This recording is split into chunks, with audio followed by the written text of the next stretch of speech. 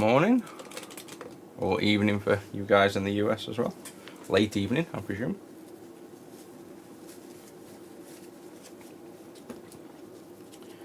Just back on this Game Boy Light from yesterday. We managed to fix up the original screen last night, so I'm just going to clean it up and attempt to reinstall it. Let's hope it works.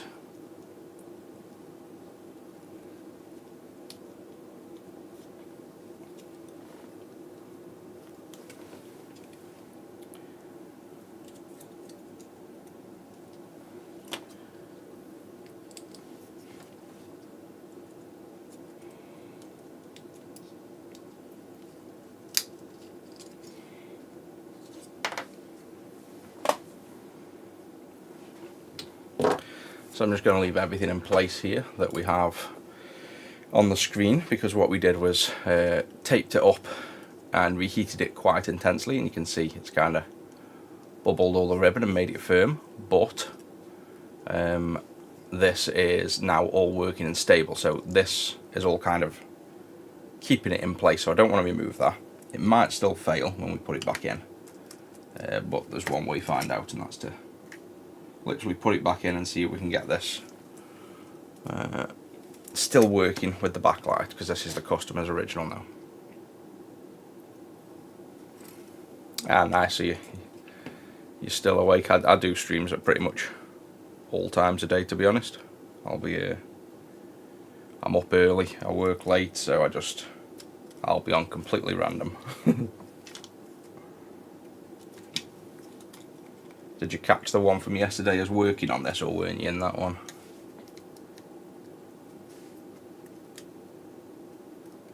That should be all we need. So if this is going to stay working, then we've got the customer's complete original all working for him. If not, we'll have to put back in that screen that we said is the replacement for him, but hopefully that repair we've done will hold out on this.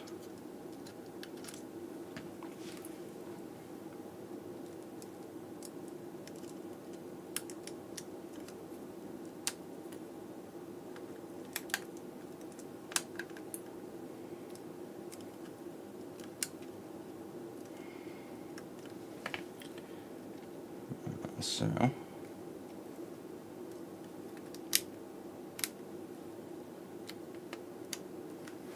we now put the back on. Let's see if we get this working.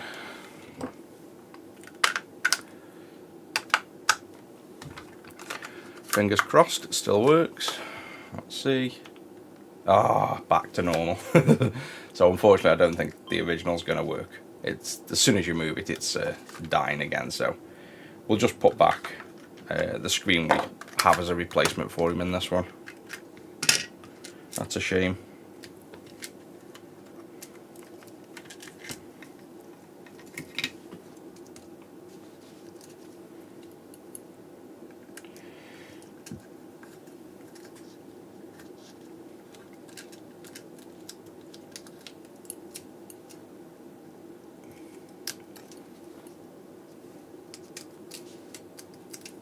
I guess one last attempt, we can just tape it down, but yeah, I think it's nice in the night because it's nice and quiet. Most people are asleep and it's all calm outside, and then when everybody wakes up you feel like you've already got your day's job done and you can relax a bit. But I'll just be doing it. Probably going to be doing about an hour or so. I've got other work to be doing and software to be doing, cars to clean. But I'll get it. Where are we? We're only on 6, aren't we? So I've got another couple of hours, yes, probably 2 or 3 hours. Let's just see if taping down a slightly different position helped. Oh, there you go. So just stopping it flexing up. So maybe if we screw this all together, we've found the perfect position for this one to not go wrong. But I will warn the customer that this screen is obviously delicate, the one they've got. It may need replacing in future. Morning Hugo, welcome in. We're just fixing up some Game Boy lights, just wrapping up one from yesterday. We just managed to fix the customer's original screen right at the end of yesterday. It's very, very delicate, so it's like as soon as you move it, it kind of goes wrong, but we've found a sweet spot at the minute where I'm going to chuck the screws in and hope it stays together. And then we've got a spare screen for the customer if they ever need it in future, because I managed to get one out of a donor system, so we should be alright to replace this if it did fail on the customer, but they've got their original in. Yeah, still working perfect. And that's the backlight. They wanted a really nice green background that you can turn on and off. I personally really like that. I didn't expect to like it as much, but it's literally as green as that to the eye, whereas obviously unlike the overhead cam. Oh, it doesn't show it too bad actually. I think we've got one slight line of contrast fade, which will be again that original screen. Let's just see if we can notice it so much. I want to see if that line's completely missing. Yeah, it is. So I don't think we're gonna. I think we're best just swapping this screen out. It's obviously on its way out. It's just what it is. So even though we found a great spot for it, again, it's that side ribbon. It's just gonna fail within no time. So let's just put the other screen back in. We tried anyway, so I'll send them back that original screen and just let them know, obviously, that screen needs to be replaced and we've got a replacement.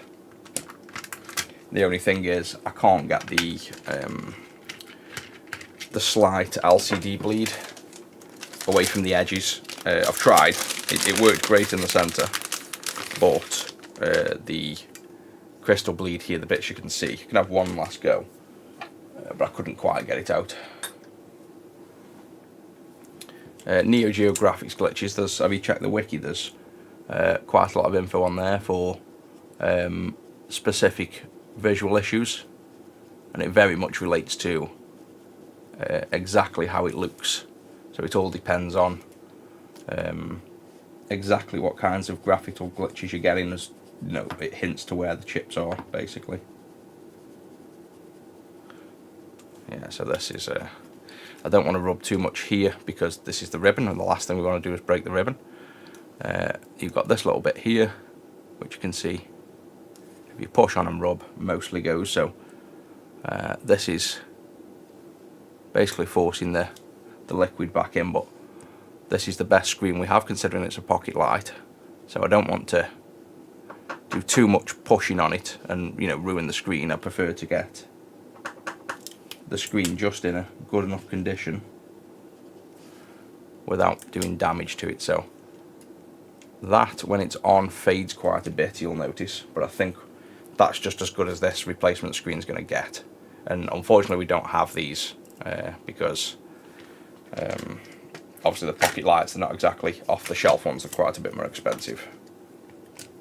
Obviously the customer can have a replacement screen if they wanted to. If they wanted like a better condition one, we can obviously buy one. It's just a lot more money, and they have two being done, so I've got a feeling they'll be quite happy with having, you know, one of them with this slight tarnish in, and we'll see if they want to. I've dealt with the customer on and off for probably over a year or two now, so I know it's not going to be a problem for them in terms of if they want this swapping out after. They trust us with what we do, and they're quite happy to send things in if they're not happy. So it's not like I've got to really go back and forth talking to them about this. I can make a decision based on what I feel would be suitable for them, which in this case I think is this replacement screen is probably going to be the best solution for this one, and they can decide if they want to buy another screen and have it replaced in future, but I think this will be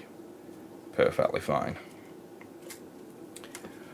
Yeah, I've been in bed. I only get about 6-7 hours sleep at most. I don't really need much sleep, so I've been up about an hour. Went in bed about 9-10ish, stayed watching TV for an hour, but I generally sleep about 11 o'clock till 4 or 5ish normally, and then I don't normally get up. At the minute, with the sun being dark, I don't normally get up that early. just because I rise with the sun. So I'd normally be up about 6:30, 7ish at the minute while it's dark, but I've got quite a bit to get on with today. I want to get these done, cars washed, and I've got to get some software done, so just got to crack on. Right, so now we've got the replacement in. This one should be good. And then we've got one more to do, which hopefully won't give us the same problems as yesterday. It should go straight forward.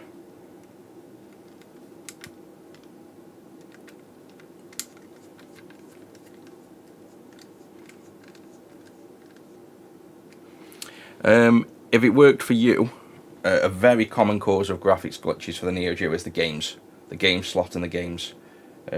Because they directly can drive the graphics on screen, almost like VRAM, you can literally get a single dirty pin on the game causing complete graphics glitches. So I'd have them heavily clean the game cartridge with IPA and a pencil eraser, and chuck IPA in the cartridge port, and do a heavy clean on that cartridge port, because I can guarantee if it worked for you, it's almost definitely going to be the customer's game. And they won't believe it because they think if a game's loaded, it's the console or it's glitchy, but it literally can be the game on Neo Geos. I've seen it personally myself. I think I've even shown it off on stream where it graphics glitched on one of the last ones I did, and I thought there was a problem. I just cleaned the cartridge, oh, it was sound actually. We had faulty sound on the last Neo Geo, but exactly the same principle. The games being dirty can cause graphics glitches as well. So yeah, it can be FRAM. Oh, don't tell me this is what's going on here. There's fully working screens now not working. We're having no luck with this. Wonder if there is something slightly wrong with this. No, it is definitely the screen because we had an issue. Oh, it isn't. Ignore me. It's the contrast wheel. Contrast is this side. You can say there's no way that second screen's gone faulty. There we go. So that's good there now. That's as good as that one's getting. And let's move on to the next one. Let's just screw this together. Finish off. Yeah, the wiki will show you things like if it's VRAM, FRAM, all those things, but all of them can still be caused by the game because it's all based on corrupt data. So most of the things that can be caused by all the RAM chips can still be caused by a dirty cartridge because it's the same symptoms. If the data's corrupt, it's going to corrupt the graphics. So it's still worth a check. Failing that, if it wasn't, then it unfortunately might be a trace or a poor solder pin because they are renowned for that, reflowing the chips and finding small trace damage. It can happen. They can go out fine, and then the slightest bit of warping when the customer powers it on can cause it.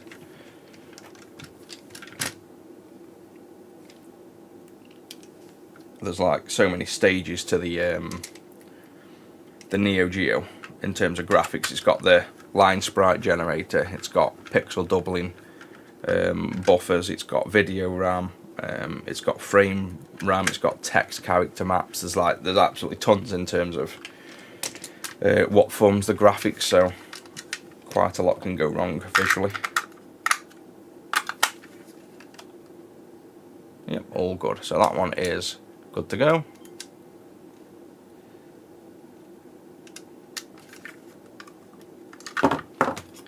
And now let's move on.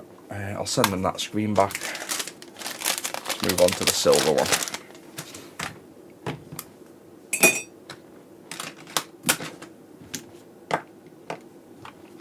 And let's hope we have a bit more luck with this one.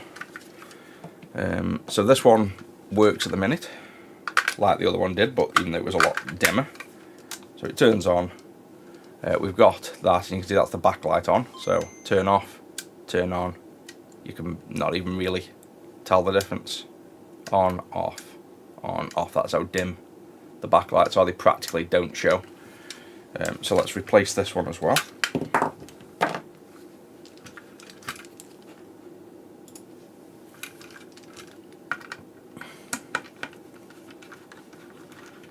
Yeah, the Game Boy lights, I think this is the customer who sent us one of the first ones in for repair. You don't get them in very often. They've sent about 4 in since. So I think the son likes the Game Boy lights. I personally like them as well. I should buy one because they are one of my favourites. I like the Game Boy original, but I prefer the Game Boy Pocket for size. But this has got a Game Boy original style screen, unlike the colour, and there's something about that monotone pixel that I really like. So I should, to be honest, buy one for myself, because I would play all the Pokemons on it again. So we want to be, not that we weren't careful on the last one as well, but we want to be extra careful with the LCD ribbon. Try not to move it at all. And now we know exactly what we're doing with this mod. It shouldn't take us 5 minutes really to do this. I could also make a colour changing backlight if we wanted, like RGB. I know it's getting a bit, well, I don't know whether it's something people would like, but I could make it with like neopixels, so you can hold a couple of buttons and cycle through colours and just have a completely colour changing backlight. I suppose if I was going to make a mod properly for it, that's what I'd do. But for now, this is just a single colour backlight, which most people would want, and it's a fixed brightness, whereas I could make it like a changing brightness as well. Right, so if we lift this off, we'll leave that completely intact for now. The only mod we have to do on this was over here, this resistor. Focus that in.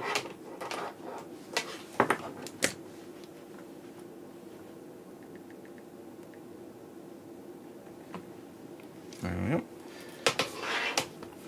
We just have to remove this resistor, in which case we're just going to slide it over one, we're not going to remove it.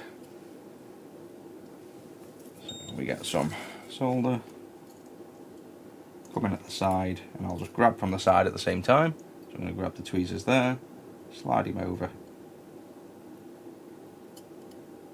like so. Oh, that didn't quite go as planned.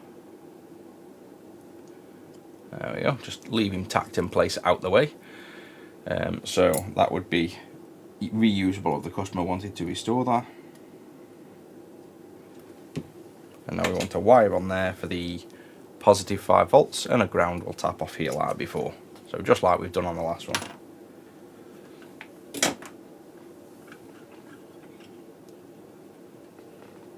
iFixit stuff, now I've never really used it. I think it's just mostly overpriced stuff. We made our own toolkits and used to sell them, but they just weren't really popular. We weren't really known. We're not that big of a company, and we're not known. So even though I'd literally had toolkits made specifically for us, we never really sold them. And then in the retro business, I also just then got good stock of like decent quality screwdrivers, just generic, not made for us, but good quality. Which I've personally used, and again, we didn't really sell them, so now I just tell people where to get things from, like the recommended links and stuff of tools I use. But no, I don't think there's nothing special about iFixit. They're just tools, aren't they? They're nothing crazy. It's not like they're anything that specialised anymore. There's plenty of people that make much better products now than that. I think they just obviously definitely have the name. It used to be, I remember it used to be the name that was like, you know, known for the best tools, but I think that time's long come and gone. There's, you know, a lot of other options now, and the world isn't exactly the same as it was when they were popular. So I think you see that now in how much they try to advertise and promote and offer to work with people that, you know, they didn't need to do that years ago. Now they need to try and get people to say they're good, which is a sign that obviously things aren't the way they were, basically.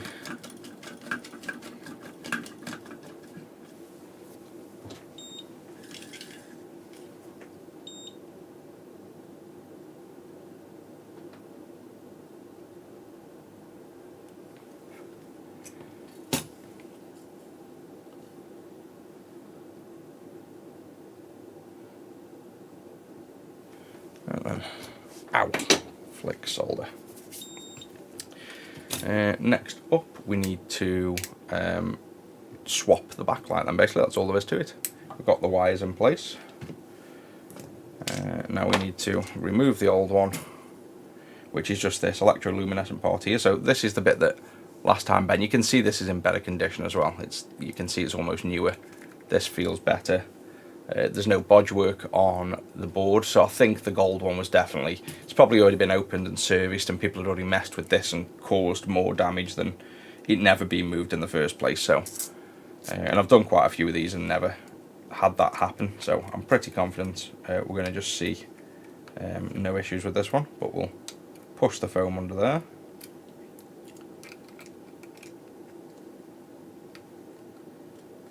Like so. And then we can just slide that out without doing anything else to it. And now we just need to slide in a backlight.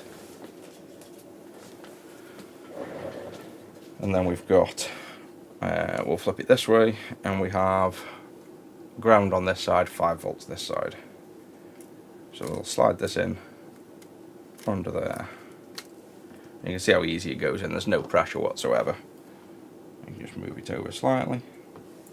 So I can't see that causing any damage. I think more than likely that other screen was probably already pretty much damaged and they'd managed to screw it together and keep it working for sale when the customers brought it. That's going to be my guess. So I'll tack the ground on.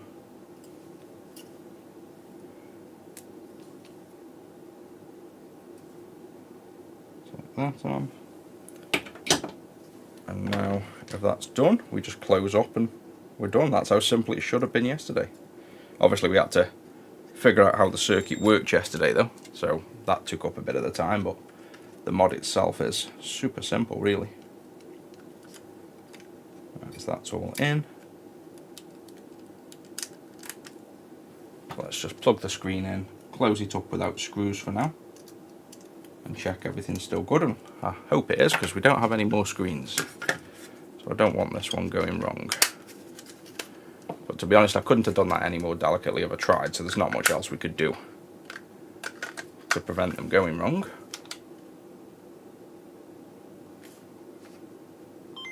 Yeah, it's working. Perfect, so that's what we wanted to see. Let's get them screwed together.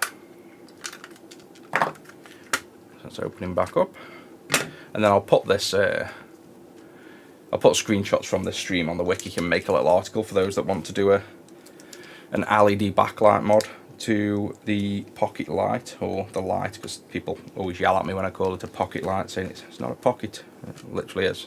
It's an MGB. It's a pocket CPU. It is a Game Boy Pocket. They just added a backlight to it and called it the light.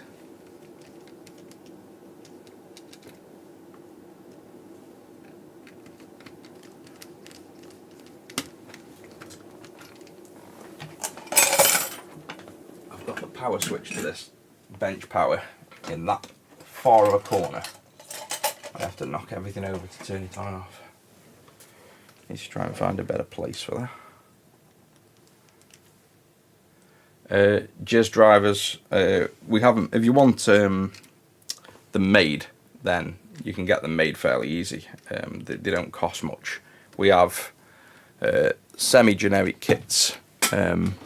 We found the best ones, and we used to sell some of these with these kind, and they obviously come with the lid. I just removed the lid because we don't use it, and they are, I think we have them in here in one of them. I don't know whether they're symbolised and labelled, but we could look at them under the scope.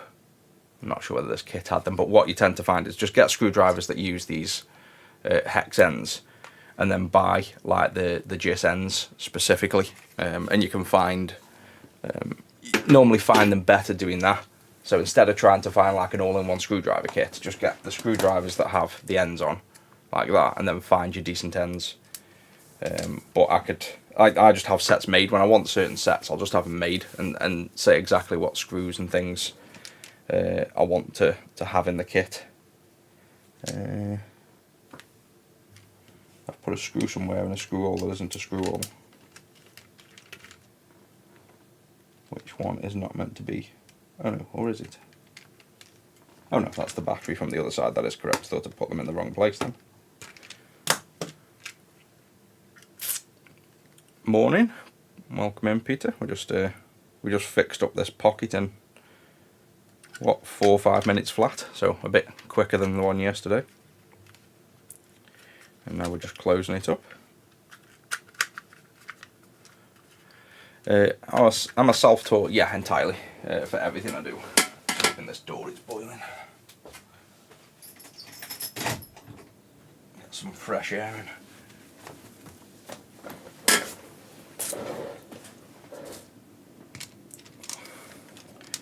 Yeah, I'm self-taught for everything. Like I say, I do tons of things. I just enjoy doing things. So the best way to learn is just doing it yourself.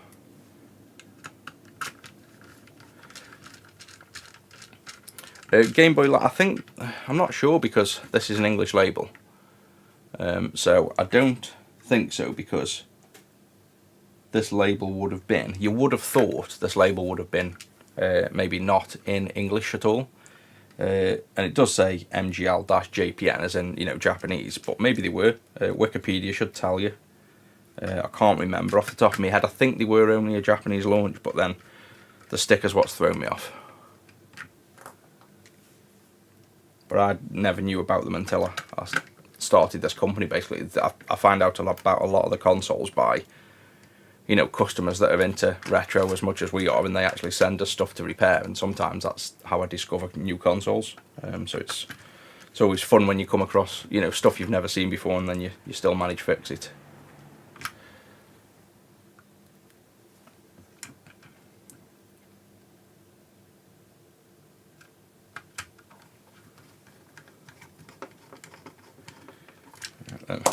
And this time I'm going to play a little bit of Pokemon, because why not? That didn't take as long to fix. Give it a good test. So clean the desk up, because I didn't even clean it up from last night, so we're still in the middle of work. That one's done.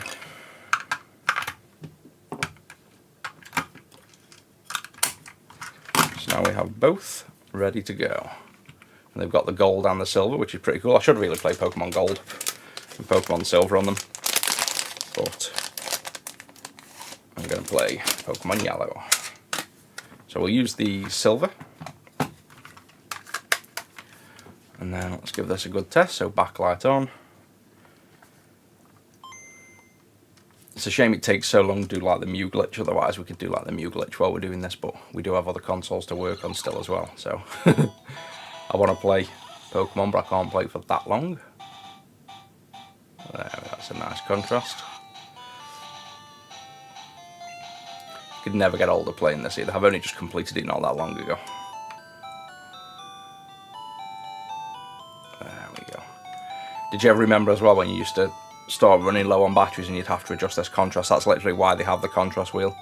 It's not that they don't know the exact voltage for the Game Boy backlight, it's that when the batteries go low, the voltage drops on the contrast, so you have to adjust the voltage based on the battery level. So that's why we have to adjust the wheel on it, where I could actually fix that so it calculated it automatically for us and we don't have to have the contrast wheel, but I think that's part of the nostalgia, to be honest. And you see this ghosting, this is normal, and this is one of the downsides to the Pocket. This kind of trees come down and you get this ghosting. I actually tried to remake this FSTM panel with an LCD factory, and they were having the same issues, that the response time of STM pixels is that slow that one of the side effects is you can get ghosting, whereas the STN panels on the GB original didn't suffer so much from ghosting, but the Pocket do suffer quite a bit from the ghosting streaks. And you'll see it's when you have fast changes from top to bottom, which is that ribbon that runs down the side, you know, pulsing, and you'd see the waves of it. It might also be, you know, why maybe they designed the games like this, where notice how they've got dark grass building, light grass, so things going up and down are mostly always light at the top, and then once it's dark it stays dark at the bottom. Maybe that's a reason they did it, so you don't notice that kind of issue with the limitations of the graphics so much. Never really thought about that. Let's go get Pikachu.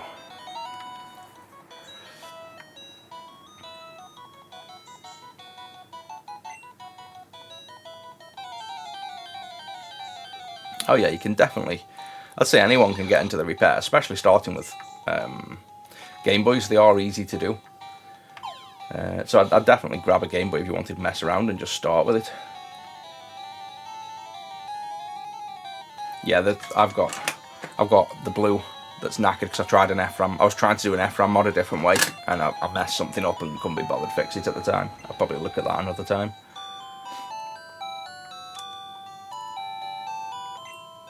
And then the batteries we do all the time as well. Send them all off if you want them done. If you haven't got the tools for yourself, just send them all in one go.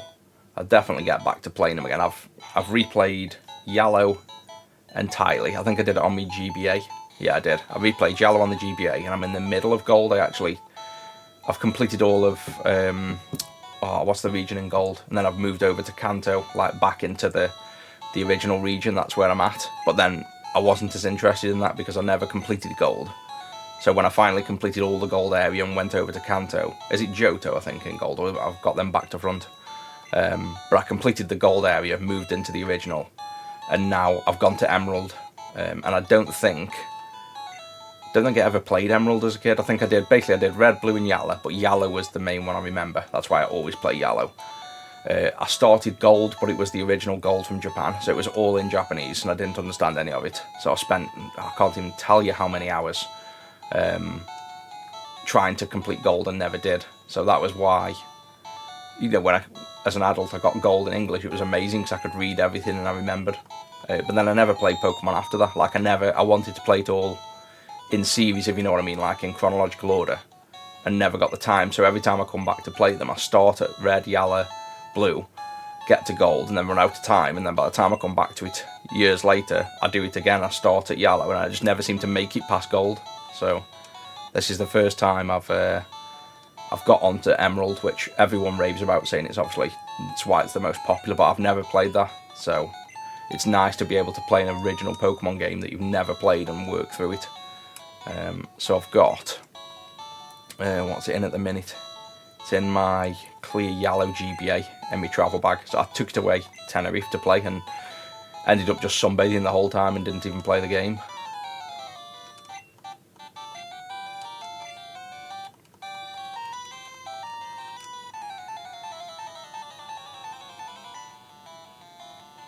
Yeah, Fire Red. So Fire Red was a remake, obviously, of Red, wasn't it, with like better graphics and stuff. I've got them all. I obviously collect them, so I've got them ready for when I want to play them. But I think Fire Red's just a remade Red with better graphics. But I'll have to try it. Is it a GBA or I've got it in a box in the room? I can't even remember. I think it's still Game Boy, isn't it? Maybe. Got that many games. It's crazy.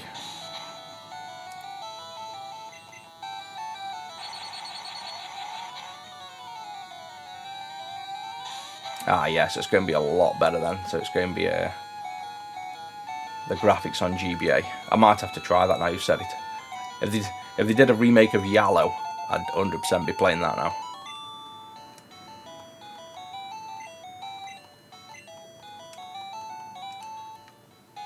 I think we found the trick to streaming as well. Don't bother repairing, just get up at 6 AM and play Pokemon. You get more viewers than we've had repairing anything.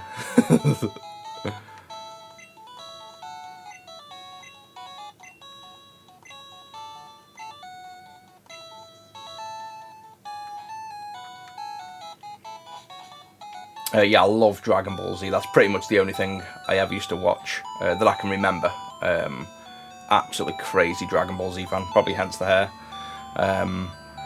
And again, similar thing, I used to download, oh god, years ago, it was like on dial-up internet, used to download 40 megabyte episodes because they wouldn't release them in the UK. So I used to download the dubbed ones for Dragon Ball Z, and then Super I never watched, same thing. Super wasn't out in anything even dubbed at the time when I was young. But I recently, about 5 years ago, I brought all the Super when I realised it was actually out and binge watched all of that. And then I rewatched, I haven't really rewatched Dragon Ball, but I've rewatched Dragon Ball Z Kai, like the fast paced one. I much prefer that because obviously we all know Dragon Ball Z is like 3 episodes of charging up and then 1 episode of an attack. And even though you like it, I do want it a little bit faster paced. But that's the only thing I've ever really gotten into.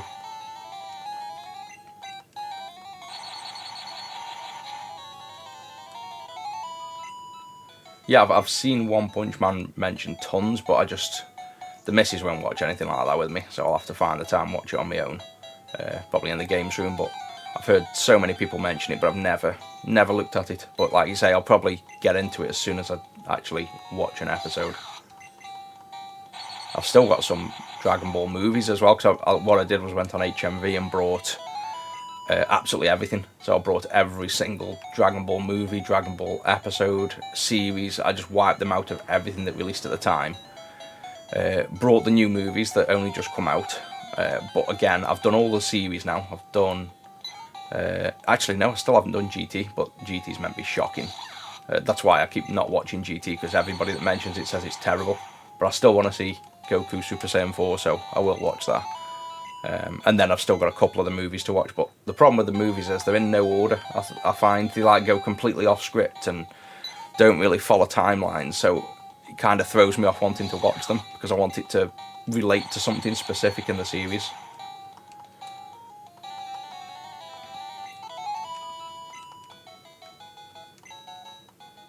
What's the... oh yeah, again, I was just about to say, what's that thing that offers most animes? It's Funimation, isn't it, I think? Or is there something? No, there's something else as well, isn't there? There's like a Netflix type thing just for anime. I can't think what it's called. I'd know it if you said it, but there's like a something roll, I want to say it's called. Pug's in bed. Pug's sleeping upstairs. I sneak down early and he stays in bed for another 2 or 3 hours yet. If he wakes up, I'll hear him and I'll bring him in.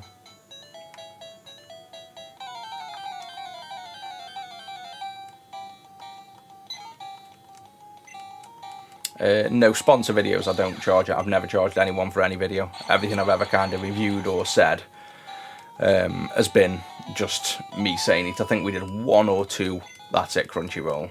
I think we did 1 or 2 videos for like PCBWay or something, but people just don't like it. Like, it's not that I don't need the money, everyone has to earn money in a business, but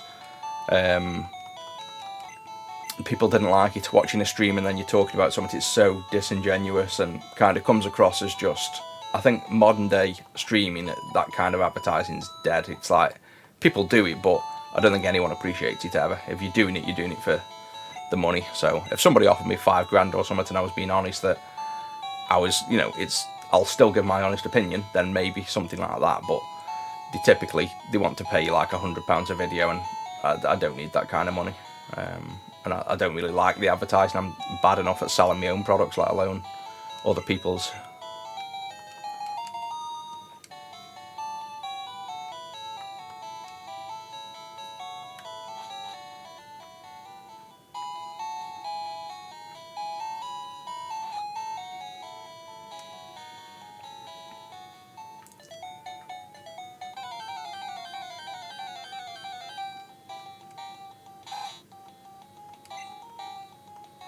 Yeah, I'll defo have to...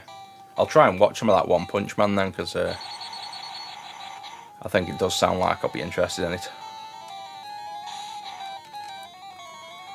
Retro 6 we made about 7 years ago now, I think. 6 or 7 years ago. It was surprising. I am either 37, 8 or 9, I forget. I was born in 87. I'm terrible with ages.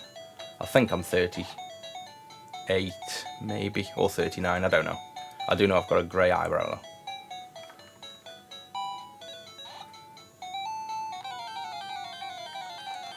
And people think I make it up when I say I'm terrible with dates. I genuinely am. I know Rusty's birthday, and then, yeah, I know my own, and that's it. I know when the wife was born, the year. I don't know the month and day. I don't know my parents, don't know my sisters. I don't even know, like, relation-wise, like, when you have uncles, nephews, nieces. As ridiculous as it is, top of my head, if somebody goes, oh yeah, I've got an uncle, and right, what am I to my uncle?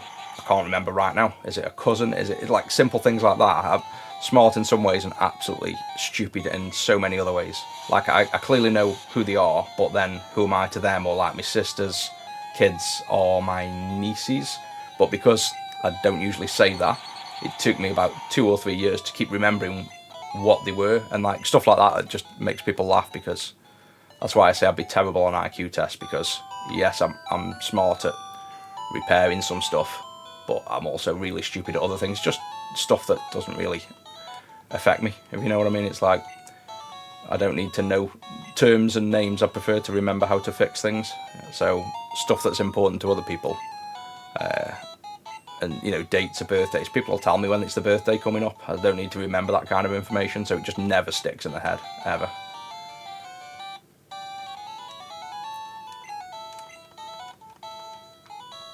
Sailor Moon as well, I've heard a lot about that, but what's that one like? Is that worth watching? I remember hearing about that years ago.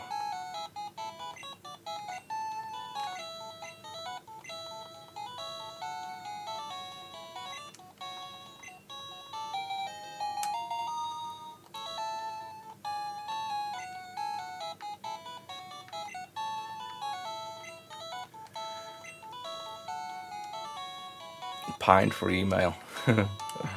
Yeah, I remember I got into software development when I was like 10, I think it was, probably a bit younger than that, like Flash animation and things like that.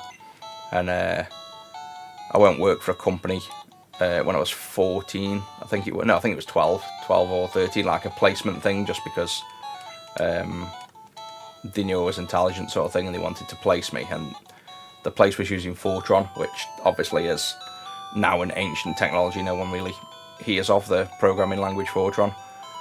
So it's always ironic when, if I work or employ older developers, they're amazed that I actually know what it is. If they start talking about it or say, oh, I bet you don't know what this is, and they actually don't realise I know it and know what it is, they're quite shocked.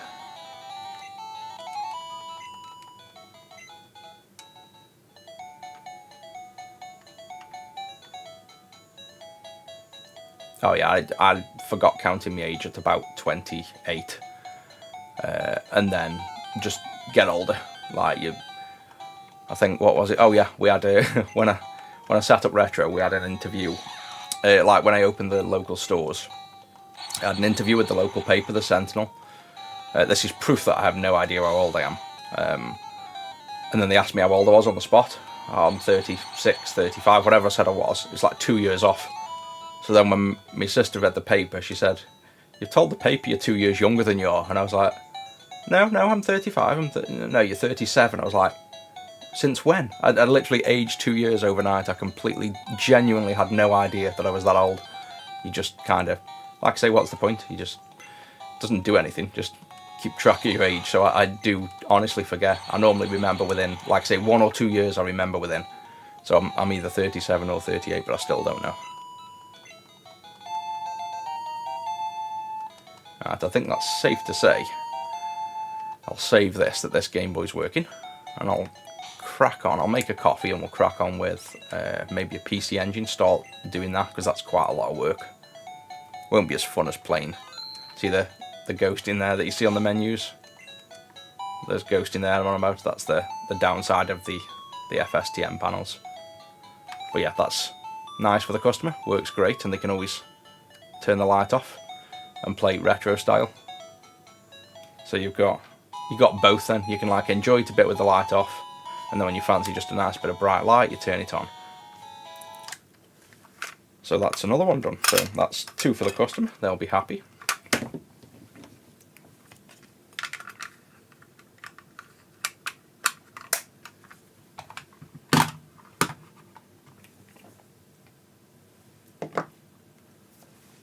Ah yeah, cool. So I'll probably start with that One Punch Man then, and then see. What do you recommend for watching these then? Do you think just Netflix or get Crunchyroll or Funimation? Where would you kind of, I guess, start if you wanted, you know, I was going to get into it a bit more and watch some more of them. Is there any one specifically you'd choose, or would you just use all of them and just search for what you want?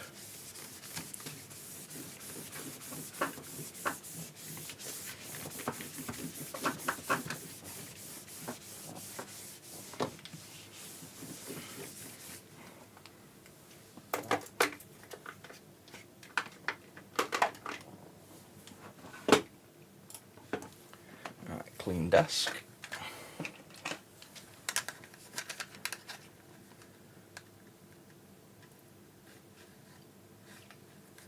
Yeah, I think I mentioned I tried to actually. I've got the prototype somewhere. I literally tried to remake that Game Boy screen with a modern factory, and we managed it. I might have some photos on my computer. I've got the physical screen somewhere around here, but I think it's behind. See all them boxes behind there? There's actually cupboards behind there as well. I think it's behind there, so I'm not going to get that out at the minute. But let me just see if I've got photos of it somewhere.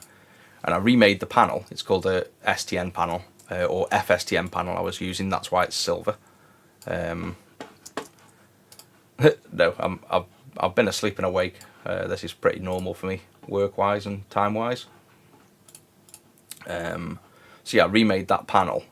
And the main problem with the panel is how hard you have to drive it for the fluid to move.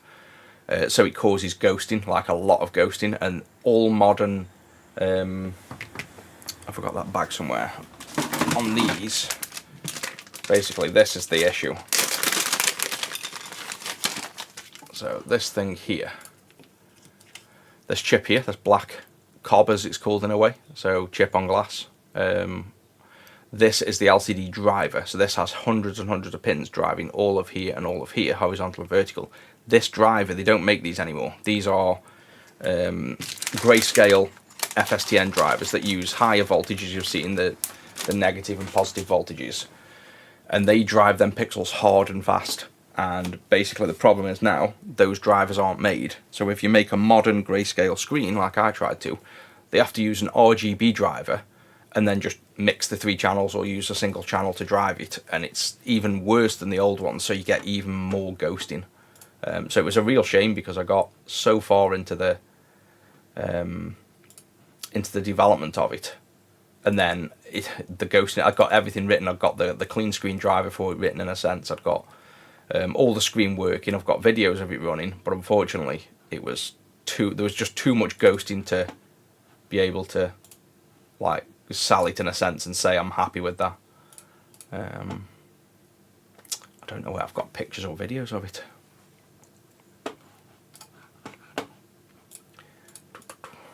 Yeah, thanks, that's much appreciated. See, I prefer that if we're starting to go back to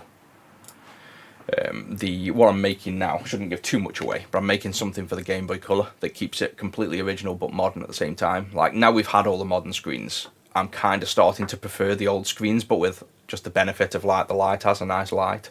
So we're trying to make something for the Color at the minute. I'll try and find something about that GB screen for the next stream because I can't find anything, and I'll show it you off.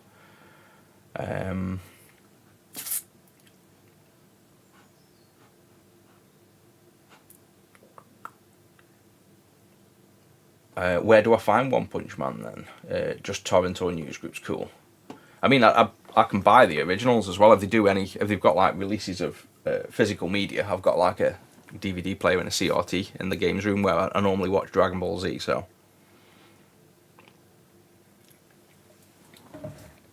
Right then, I'm going to stick my little note on, go over, I'm just going to, oh, that was a good guess where it was, da-da. I'm just going to make a coffee, 2 seconds.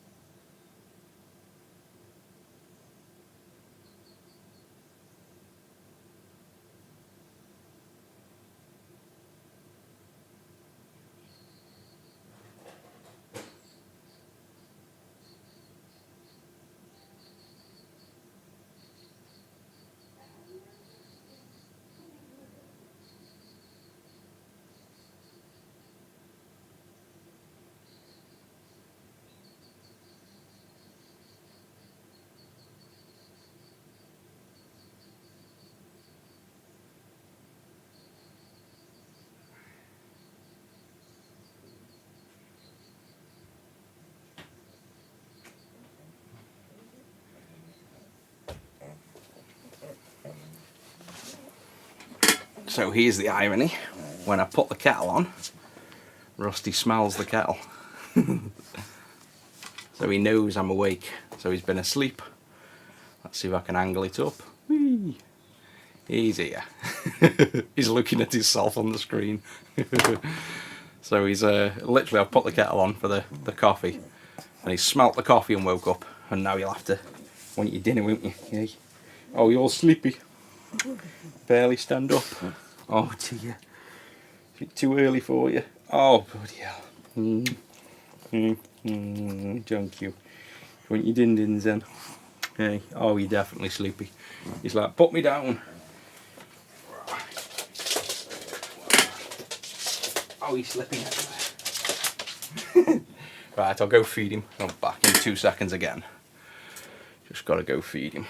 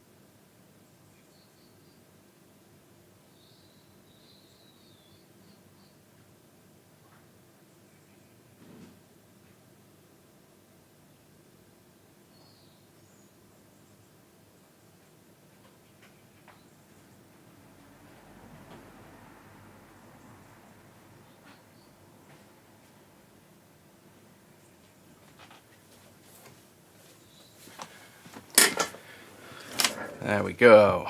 Nice coffee.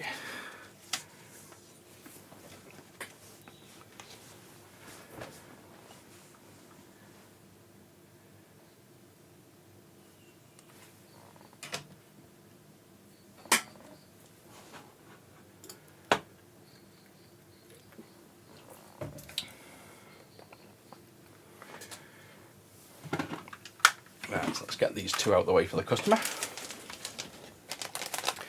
Oh, I love coffee. I drink tons of it. I've got too many over here at the minute. That one's done.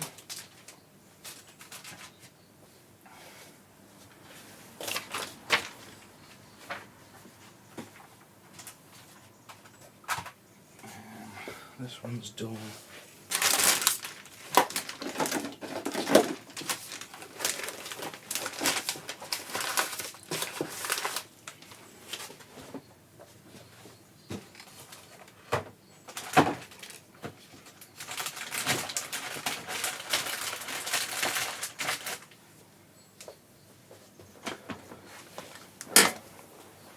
What's next?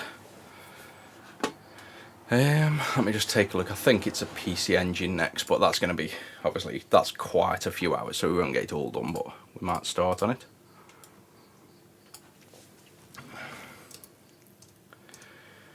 And I don't think I've got the stuff I need here, to be honest. I'll have to go grab stuff for it. Now, I'll tell you what, I haven't got everything I need for that, and we wouldn't finish it in time. Let's jump the queue and take a look at what's in between that. Work, consoles. Right, PC Engine GT, the Xbox don't have the stuff on hand. Game Boy we haven't had in yet. GG not in. There's a PC Engine recap that fully works. I guess we can do that. That will be literally the one I've got down here. So this is a customer that sent two in, so this has got a Jag and make sure I don't reveal any personal info on stream, but we've got a Jag here and the core graphics, so the American version of the PC Engine here. They both apparently fully work and want recaps, so yeah, good job I didn't open it too much on camera because the details are on there. And let's start with this.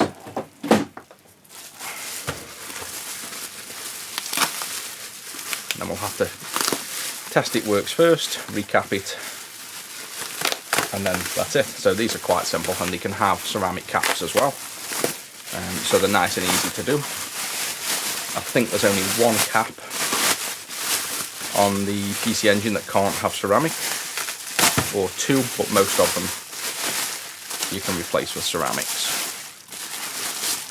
Let's take a look. Right, we want, let me just check at the wiki as well to check that the core graphics is the same power as the PC Engine. I'm pretty sure it is.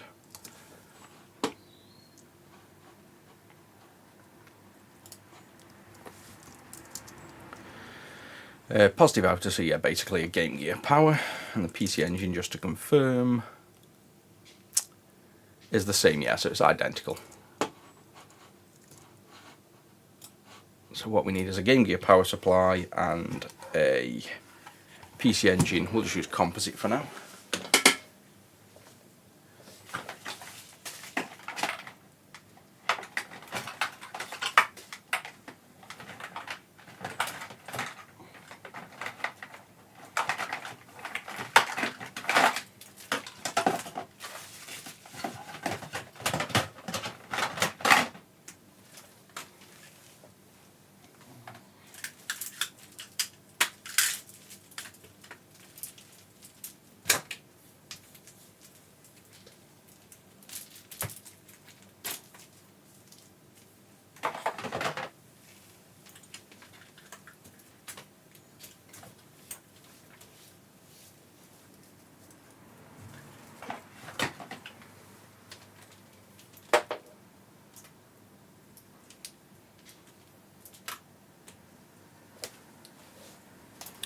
I've also got a bench power thing, like a custom bench power, so we can power it off bench if we wanted to test the power draw.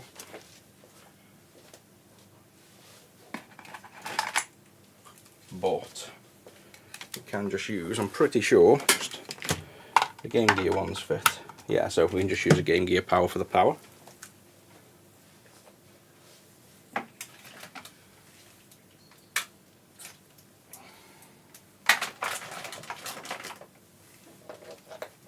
And then this is one thing I was doing, is these are the original cables. We used to sell AV cables, it was one of the biggest things we sold, so I had these made for us, mainly because most of the pinouts were wrong on cables. So we used to, oh, one sec, Rusty's barking at his food because he can't get it out.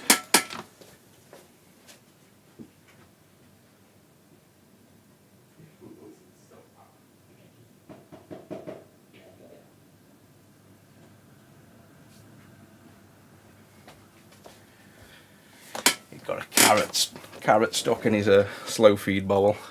Yeah, so I used to make these cables and sell tons of them, but to be honest, they mainly only sold on eBay, and we weren't making enough money. We were selling thousands a month of all different cables, but too much competition. So one of the things I was going to do, and never ended up releasing, was just making a higher quality one. So still cabling, but the braiding is much nicer. The ends are metal, and you know, anodized metal. So it just looks a lot nicer, but unfortunately we just stopped selling AV cables. There wasn't really enough profit in it for how much stock and shipping and the volume of orders it led to. So I guess we can use the prototype for this though.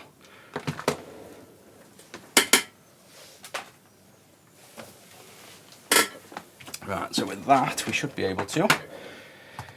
Core graphics will get the, what have I got game wise?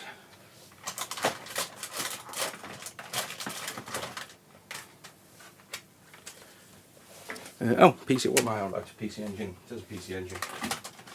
I'm thinking for some reason it's the American one, the Turbo Graphics. So I can get the normal games.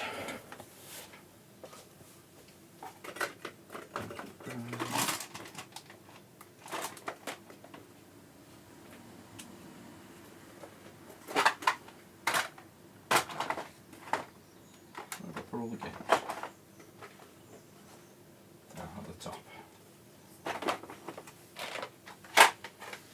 Thought I'd lost all the games for a minute then.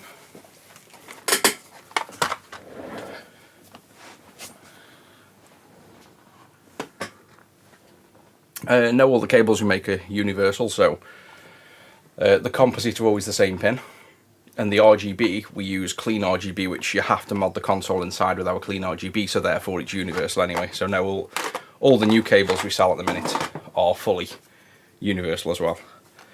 Right, let's pick R-Type, say, as a game. If you boot these up without a game, I believe you get widescreen. If you boot them up without a game in, I don't think you get any. Yeah, boot them up without a game, I think you get the widescreen. And then obviously if you boot them up with the wrong game, you'll get nothing. You'll probably get black screen if you put the wrong region game in. So let's confirm that. I could pass this through. Yeah, I'll just use the CRT, I think, so you can see the CRT. There we go. And let's just use this. Line A. Turn on. So yellow screen. That's what looks white on the camera, but that's yellow screen. And system doesn't work, or maybe our cable's wrong. No, system doesn't work. So this is why we always check as well first. So we can use a connector at the back as well, just in case it's that cable. Let's just try a few other options. But I'm sure, here we go, PCE.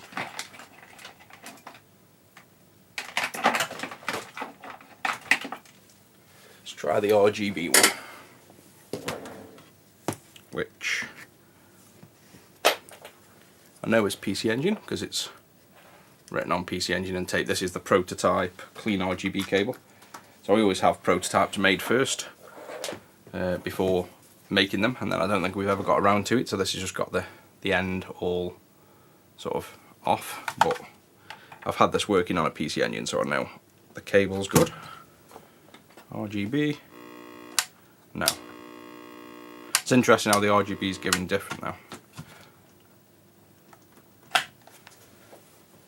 So maybe the customer sent it in presuming it works and needs a recap.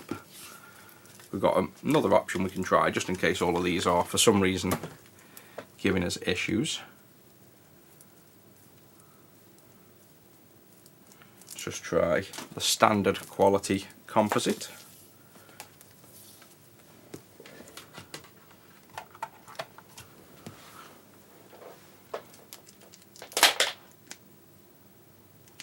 Because maybe with these other cables not being labelled, they're in the wrong tubs. No, so it's right. So this isn't a working system at the minute. It's not the end of the world, but the customer hasn't paid for any diagnostics. So we'll do the recap, and if the recap doesn't work, then they'll have to pay for diagnostics. We could do a bit of basic diagnostics on as well, but let's just try a few games first.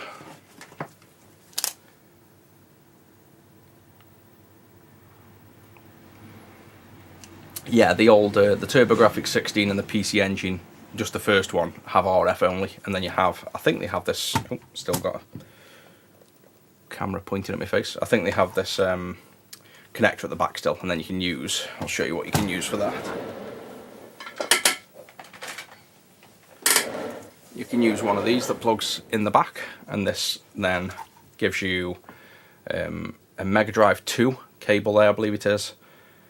You've got what looks like component and you've got composite, so you have all of the outputs at the back then from an RF. I'm just going to try a few different games just to make sure. Yeah, this is definitely not working. We've got the coloured screens, and the coloured screens mean something normally on them, certain failures, so it's definitely not working. Switch on, oh yeah. Ah, maybe they've got a region switch, good catch. Yep, there you go. So, nice visual there, I didn't notice that. So they've installed a region switch on there. And there's obviously now that working. So let's check the region switch works.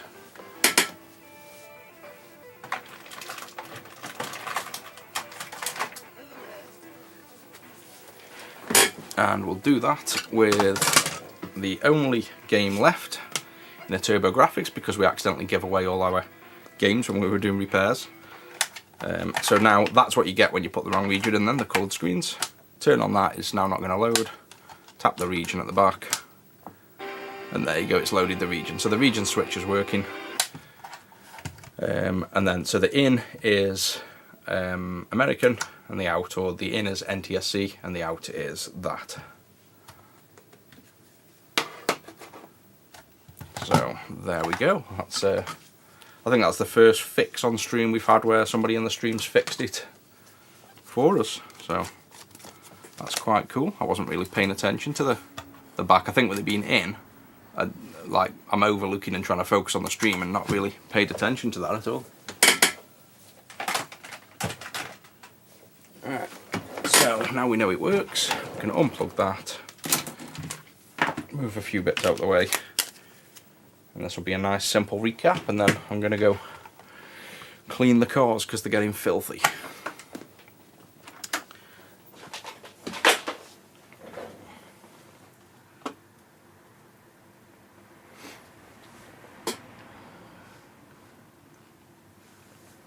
For the cables, I just make them myself, so that little breakout cable thing.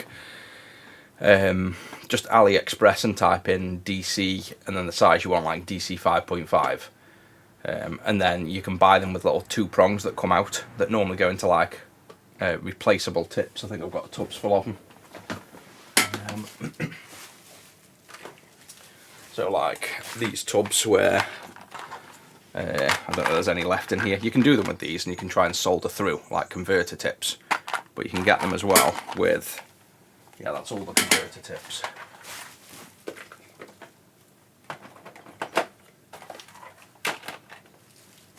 You get like these, where you've got ends on that unplug. Same one, of course does. Sure, I've got some left. There we go, I've got one left to show you. You get like the ends like that, where you've got pins that you can solder to and then just ball out which ones. Then I solder my own cables up when I need them. You might be able to just buy them pre-made as well, like without, you know, some things are fairly popular. You can probably make up buy a pre-made lead already.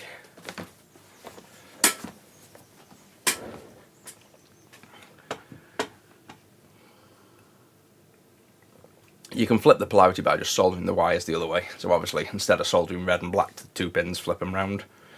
Or you can buy the pre-made cables and then obviously cut the cable midway and flip them around that way, and then electrical tape. Right, let's open this up. And this is where you need a game bit driver. So this is, here there's a game bit driver, and there's 2 styles of these. One is, funnily enough, in, I think, ooh, that's a bit close. Well, let's focus in on that.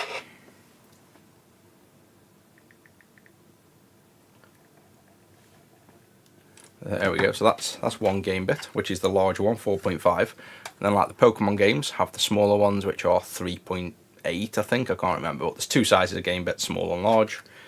I've got the large screwdriver here.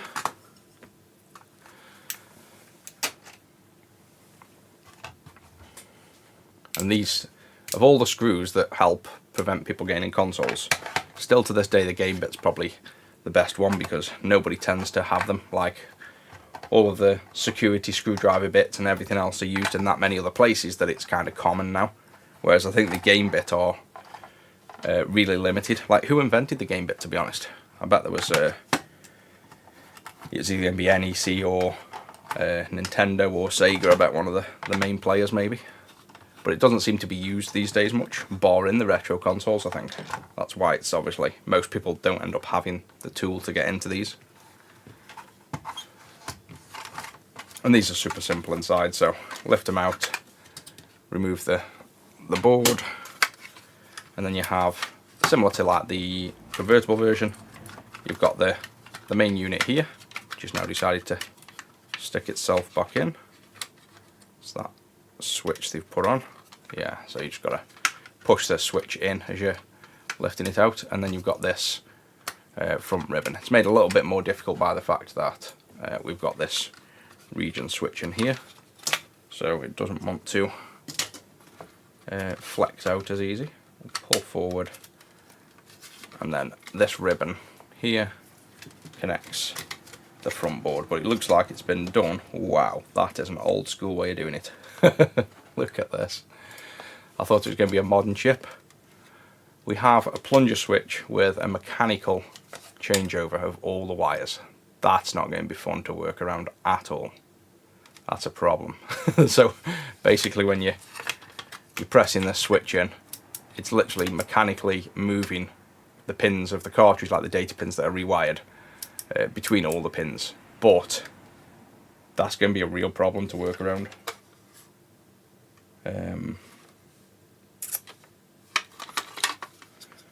Like, oh wow, yeah.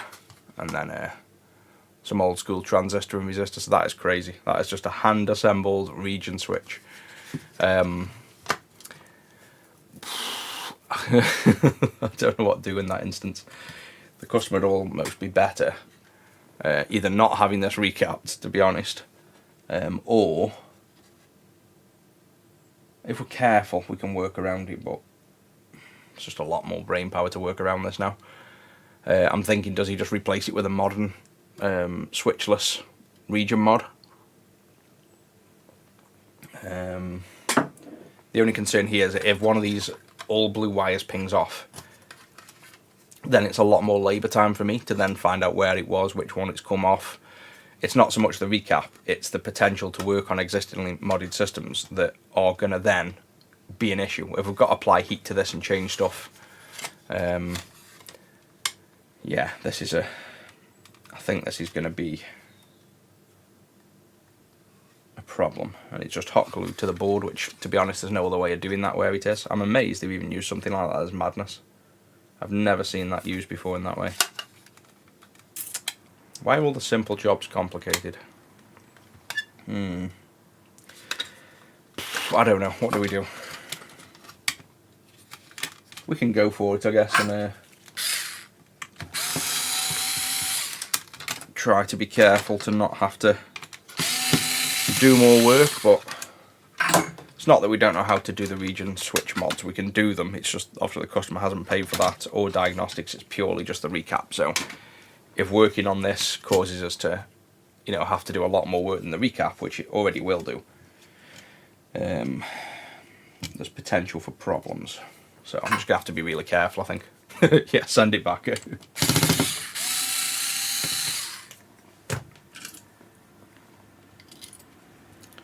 No, I just gotta pay attention, I guess. So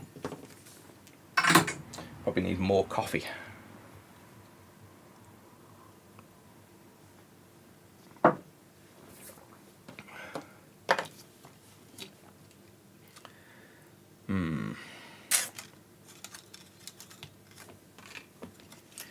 Do I need to move this out of the way?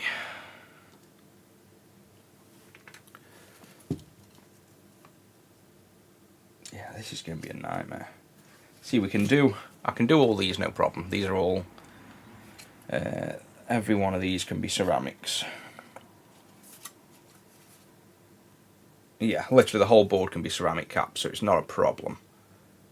That, oh yeah, that is an RGB mod gone probably wrong as well. So they won't be replaced because they are just floating glued in caps for the RGB traces by the looks. Yeah, that's why they're not on the board. So what I think I'll do as a compromise is I'm going to leave these two caps in here. We're not going to recap them because of the area. There's no way in hell I'm going to recap them. Well, no, sorry, I can do it. Let's start with them. Sorry. The way I'm going to recap them, though, is going to be a little bit unorthodox. I'm just going to go in here, snip it out, and get my soldering iron in there. So I'd normally take the caps completely out, not just snip them off, but due to the mess there, that's a 47 microfarad 25 volt, so what we replace it with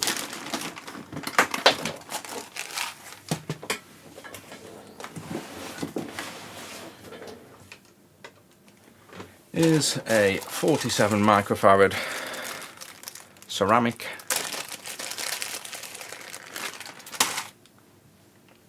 And then we can get in here with the iron nice and easy. So I think it's just more initially putting me off visually. I think if we're careful with this we can work around this, but there is potential to screw this bit up here, so I want to probably start with this because probably the bit that's going to be the hardest to get in without melting things. And then my iron's already got a little bit of that switch plastic on, just the bottom corner. It's a really awkward angle to get in. Thought it was going to be easier than that. Right, so that's, oh, you're not even that zoomed in, you can't really see what I was doing. That's gone in fine. We've got that solder on there. So we've got to do the same for this one now, right down here. And those are the two tricks. That one's going to be even trickier, but we'll get that. And then that's the only one that's partially stuck to the mod that the customer's glued in as well. Well, I'll say the customer, whoever's done the mod. And that's as close to that mess as I want to get. And then if I now... no, tantalums are terrible. You'd never use a tantalum for any reason, ever, really, unless you needed a large capacitor in a small space. So the only benefit of tantalum, literally the only one, is physical size to capacitance. Other than that, there's nothing but bad things about tantalums.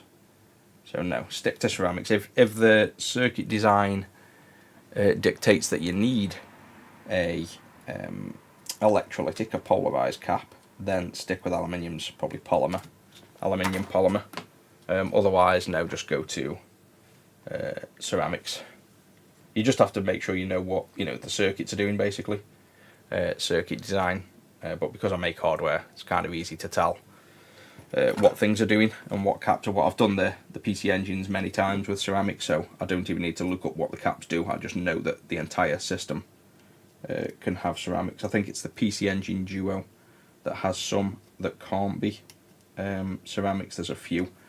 One's bulk capacitance on the DC, and I believe one is part of the CD servo circuit, but it's not just blindly replacing caps. I'm not just going, oh, there's some caps, let's replace them with ceramics.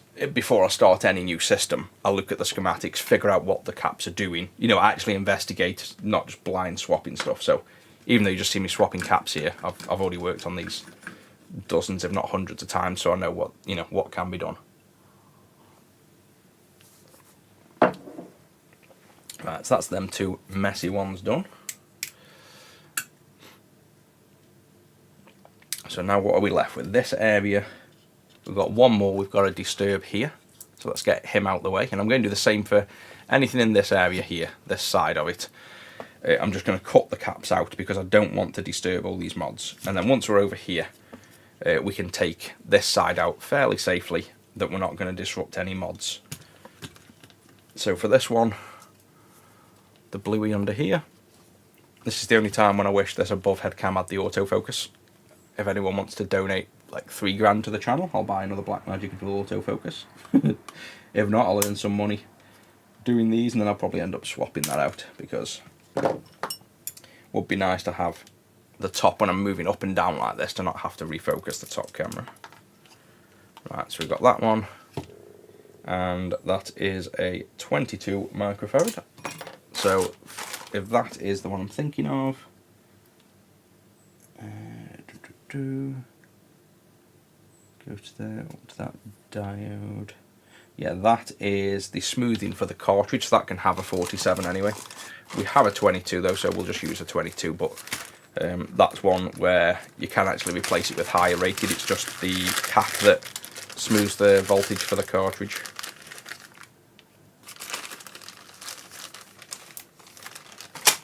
See, with hot glue, I know it's classed as the unprofessional thing, but there are times when it's beneficial, because say somebody like attaching this switch how it is, there's realistically no other way of doing that if that's the switch you want to use. You can use epoxy, which is then harder to remove if you ever wanted to undo the mod. You could use, you're not going to be able to see this solder by the way, because I just can't get the camera in the angle and do it safely. So let me just blob this on. You could use like other fixing methods, but to be honest, in this instance, even though it looks atrocious, it's probably the best method. I'm sneaking my iron through the wires without trying to melt them. That worked, that was a nice little trick. I did still catch one of the wires slightly, but that's that. I just stuck my iron through that gap and tried to not shake, and then soldered him in there. Yeah, so if I was going to do this mod, say this was the mod the customer wanted and this is the switch they wanted, you could go further and you could make like mounting plates and 3D brackets and things, and then maybe secure them. Some people do that because they're really fussy about how they want it to look, and I think, to be honest, sometimes they just want it to look professional because they're scared of what other people would think. Whereas in this instance, if you wanted that installed for quickness and cheapness, the hot glue there's, even though it looks ugly, it's doing the job. And if we wanted to remove this now, we just have to warm the glue up, take it off, and it's very easy to reverse. If we epoxied it in, your board's it's not going to come off again. The wiring, to be honest, the wiring isn't poorly wired. It just looks a mess. It's just one of them that it does its job.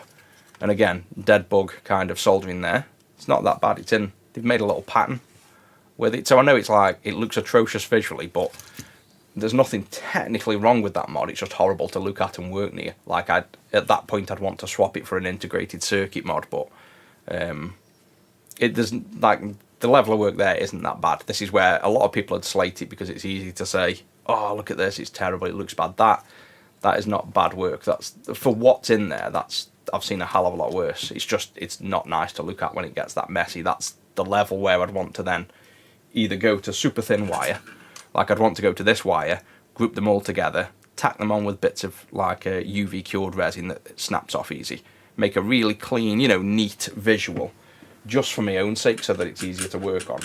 But that obviously takes more time, more skill, and more money. So all depends on the customer's requirements, basically. Morning, Chris. Glad you're liking the content. I think you've missed the pug. He's had his breakfast and he's sleeping again now, I think. So now, the rest of the caps, to be honest, the cutting off doesn't do too bad of a job there, but I tend to, just preference, I tend to hot air these off from the other side. I wouldn't normally cut caps off. I don't want to leave legs inside, basically. So if we move them out of the way, we'll try and get maybe this camera angle, I think, going for this work. Maybe not that zoomed in. Yeah, definitely not that zoomed in. Go up there, and then you can see a bit more of what I'm doing than, I think, the top down with the autofocus, with me moving this board around, is going to make this a lot harder.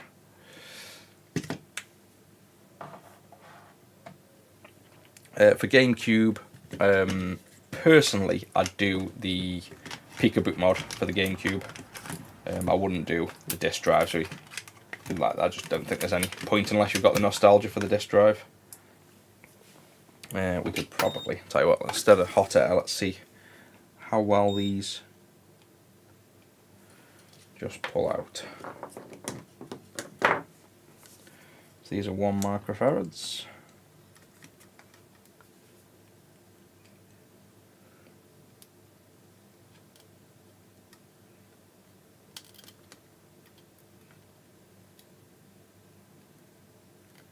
Yeah, they don't pull out so well. The only thing is, I don't know whether I know I don't normally do that, but considering how easy that was, to be honest, I'm just gonna snip them all off, because we're getting ceramics everywhere, and that worked quite clean. Plus then, if anything does go wrong with this mod, we've got some time that we've actually got spare that we can use to diagnose if anything goes wrong with the mod without having to charge the customer. So you've got 1 microfarad, 1 microfarad, 1 microfarad. Now, I need to find where those caps are. I think they're in here.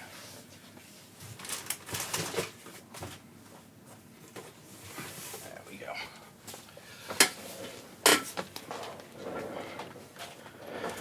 So another kit that I've made up myself.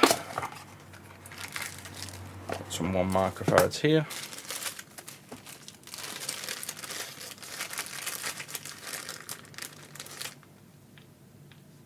And these are 100 volt rated, and the originals are 50 volt rated, so we're well within spec on them. I think we can probably go back to the top down now as well, to be honest, because we're mostly going to be flat down. I'll just snip them off. But yeah, I'd normally not snip off, because you can see there already, see like that trace. The cutters had actually rubbed a little bit of that trace, so you just have to be careful if you're going to cut anything, because there's just more risk of trace damage. But considering all the plastic around here, you've got the plastic connector, the plastic DC jack, you've got a coil that could go. I think, to be honest, in this instance, it's probably the preferred method for swapping out the caps, to be honest. Whereas on a normal PC engine, when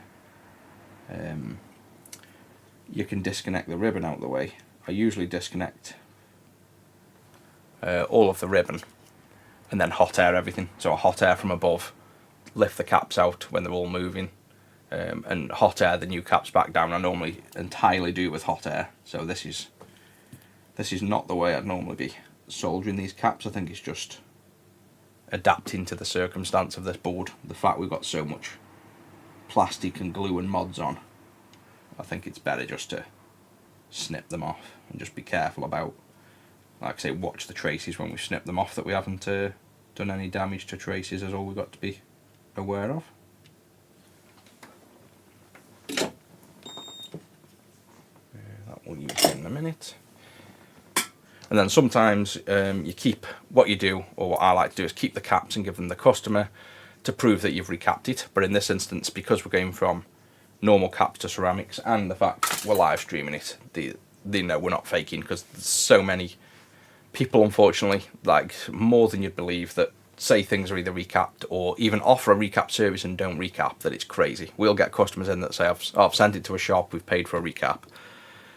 So it just needs diagnosing and fixing. Then you open it up and there's literally nothing been done. At most they've blob solder on the underside of caps and had the money. So it's a big thing where we used to get questions sometimes like, oh, I don't think you've swapped the caps, they look original, and then they didn't know we'd done a video on it, and we'd show them a video and they'd be like, oh yeah. But there's just so much like doubt, because so many people do that, that the question of you doing recaps, it's one of them easy things to say you've done, and people that aren't aware wouldn't know. They wouldn't know that caps have been swapped or not.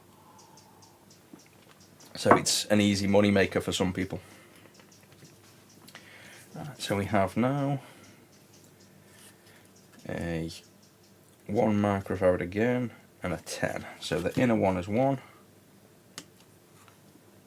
Yeah, so it's even getting difficult to get the cutters in here now.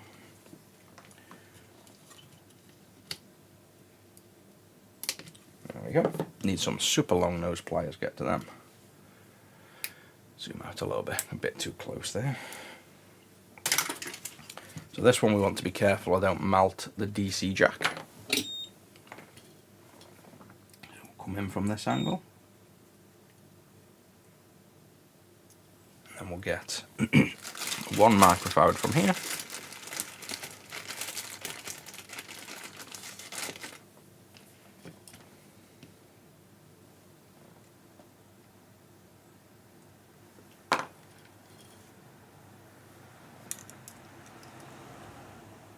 You know, the sun's finally starting to rise. Where are we? 7:30.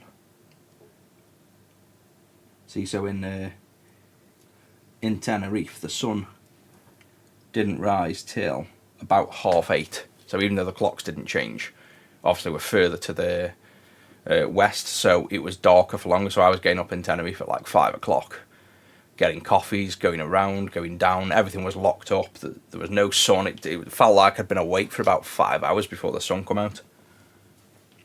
And I said, if it's not getting bright till 8:30 in Tenerife, I'm sure it's brighter in the UK sooner.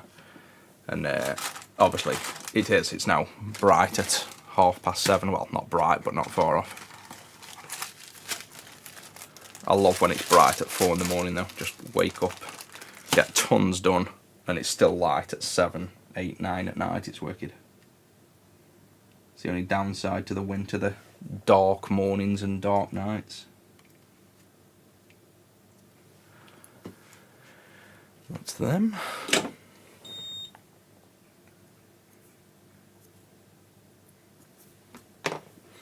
Have to sort that bot out as well. Is it? I wonder if that's a Twitch bot. Let me just tell you what. Let me just quickly log into Streamlabs and Twitch. I'm wondering if I know what it is. I think I enable bots in both Twitch and Streamlabs. So if I go to, I don't even know where to go for the. Anyone know in Twitch where the hell you go to find the bots, like the chat bot things? I never log in, so I genuinely haven't got a clue. Just want to try and turn that stupid long message bot off, because it's been going off for days and I keep saying I'll do it and I just forget. Channel, stream summary, drops and rewards while it's setting. Surely it's in settings. Channel and video. Ah, here we go on the side maybe. Moderation. Chatter permissions, auto mod and message filtering. No filtering. Auto mod, no filtering. No, so there's nothing turned on in Twitch, so it's got to be the chat bot in here then. Streamlabs. Somewhere.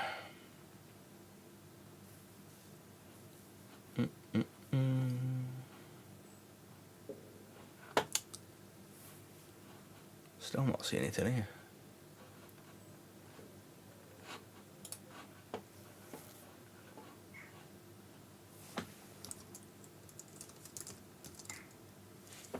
Cloudbot, that's what it's called, isn't it? Cloudbot moderation, right then. So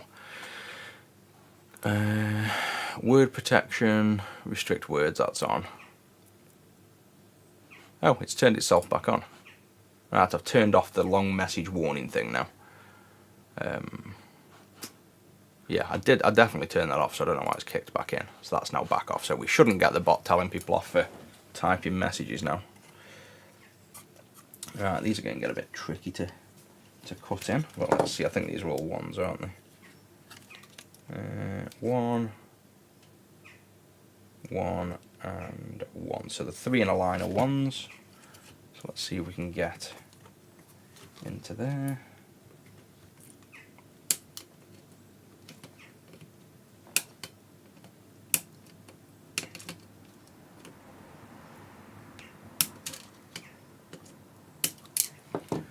That's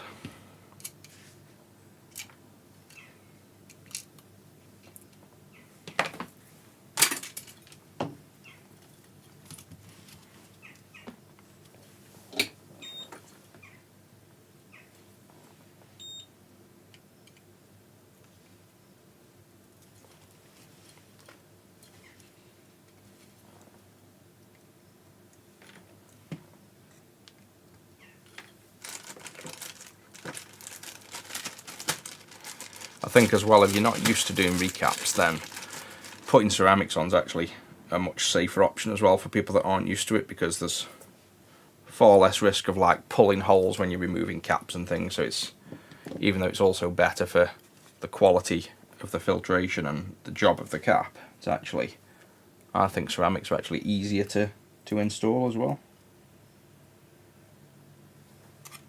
And they also look a lot neater, and they're never going to leak fluid either. So I do plan on maybe updating the aluminium cap kits to polymers as well, but there are downsides to polymers, and they act slightly different as well than electrolytes. But at least then, even the aluminium caps, they'd never leak because polymer's solid. It's not a fluid like electrolyte. So we might even, we either update the kits that we've got to polymer, or we offer both. But I don't think there's many kits we couldn't remake in SMD format, which is the preferred way anyway.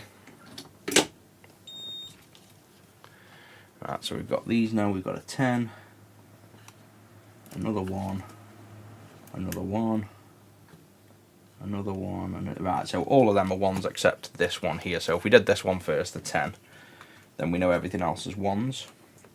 This one's really difficult to get into. Maybe go from this side.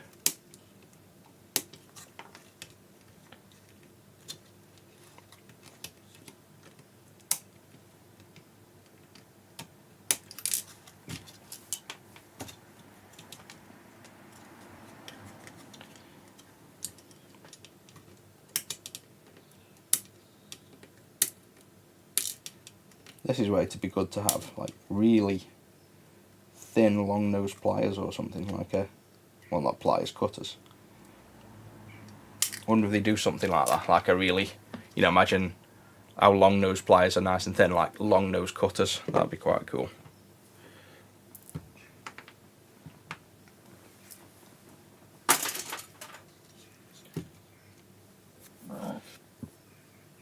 For caps, there's loads of different properties, but I design hardware for a living. I literally make hardware, so you learn what parts of circuits need what, and almost everything can have ceramics. There's very few reasons why not.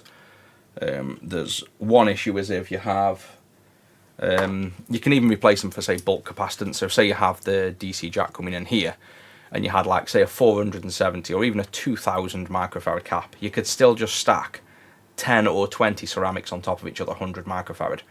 But the reason people don't do that, it's nothing to do with that the circuit isn't capable, it's the cost. So something I did to prove this, I got a lot of slating by people in the retro community that are pretty much known to slate people and don't have that much knowledge, to be honest, for using ceramics where people were like, oh, you can't use ceramics, they won't work. So to prove the point, we've got a Game Gear Clean amp out there that pulls more power than anything, so it pulls like half a watt to a watt, and you're meant to use, well, I say you're recommended to use aluminium caps because basically it needs like, I don't know, 1000 microfarad, so nobody in their right mind would use ceramics there.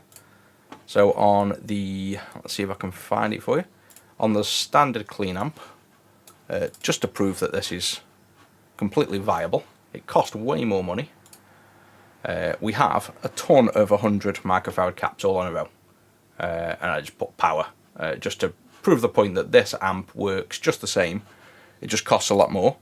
And then obviously on the Duo I went back to what you'd normally use, which is aluminium caps. They both work the same, they both have the same audio. This one is actually even louder because we have more bulk capacitance. So it's more of, there are times when you do need aluminiums, or not necessarily aluminiums. The only time you need aluminiums in that fashion is either one, it's a circuit that needs a little bit of resistance, series resistance, so ESR, because some, say, voltage regulators, they use the fact that the capacitor has a little bit of load to monitor for the voltage drop and effectively monitor for current usage. One of those is, for example, the what system uses that?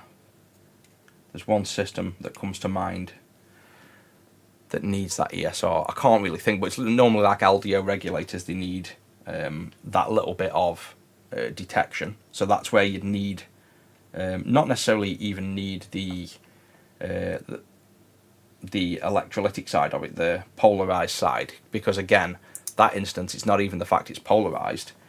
It's not the polarization that's needed, it's actually the ESR. And the problem with ceramics, well, it isn't a problem, it's a good thing. SMD ceramics are very low ESR, which means the act as almost pass-throughs in circuits. They don't add resistance and they don't waste energy through heat. So that's the positive on the ceramics, but if the circuit's been designed, or the chip that uses the caps is relying on the fact that the caps have that resistance built in, you'll have issues and you need to stick to aluminium caps just because they have an ESR. You're not going to find a ceramic cap with high ESR. It makes no sense. They're designed to be low ESR. And then you have the exact opposites where you'll have, say, the Atari Jag, which this customer's actually sent in for a recap, and we'll show you that when I'll probably do that tomorrow. That has on the power rail a aluminium cap, but the circuit wants to actually have a low ESR. So that would actually benefit from 4 ceramics stacked up on top of each other. But instead, you can buy specifically low ESR aluminium caps, so they act more like ceramics. So, long story short, basically you just have to know what you're doing. You have to know what job the caps have in the circuit, and if you need to keep aluminiums. But there's almost never a case you need aluminiums. The only time mainly, so you can see by the voltage reg here, this is an LDO. Sometimes these LDOs, the 7805 is fine, but certain brands of LDO, you need to have an aluminium for the ESR so that this can function right. In the case of the PC Engine, it's not the case. So these two here, see the 4747, these are just bulk for this voltage rail.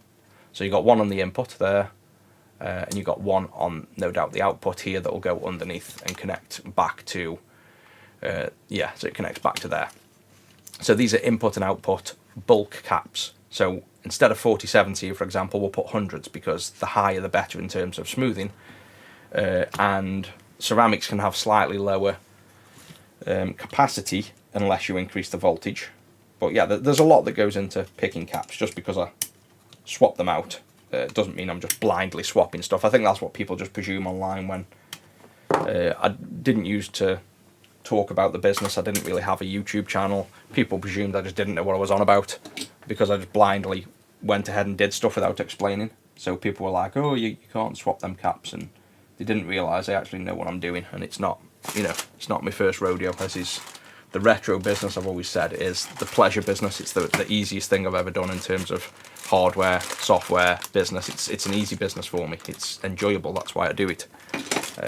The last business I had was 50 employees, 2 countries, massive investors, a lot more pressure, a lot more work, designing full-blown Linux computers, writing network stacks from the ground up, a hell of a lot more complex stuff than fixing Game Boys and retro computers. But I much prefer this. It's just that I don't normally talk about what I do. I normally just get on and do my job. But I think I've found the hard way that if you don't talk about what you do in the retro scene, you basically just get abused. you get told that you don't know what you're doing, or that your products are clones, or it's just quite a toxic environment. So I kind of started the wiki to help others, and then I started the Discord to give people a safe place to talk online about electronics and repairs without being bullied, basically, because most other retro scenes, you have a few kingpins that want to rule the roost and pretend they're the kings of everything and that they're the only people that know anything. So anyone that goes into them Discords and asks simple questions just gets told they're an idiot or stay away from electronics, whereas in our Discord you can come and ask stupid questions and you'll get proper answers and you'll have fun and a laugh with people. You won't find anyone abusing, because the minute anyone abuses in our server, I kick them. That's the whole point of that server, is to allow people to feel safe to ask stupid questions. That's how we learn. If you're afraid to ask questions, you're not going to learn.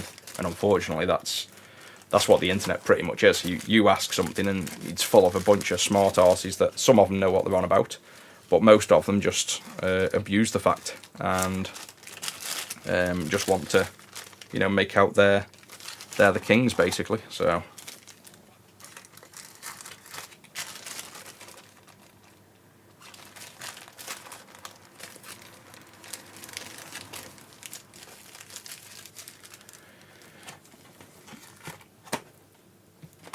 Right, I think that's the recap done.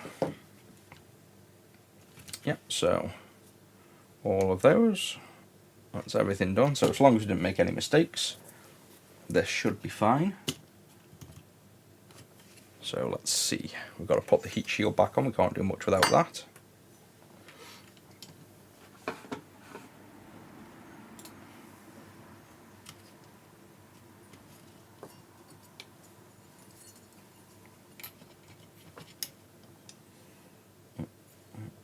Which way did this heatsink go? Surely it goes on there. It's got to go on there. Yeah, I think that heatsink's just fell down a bit. There we go.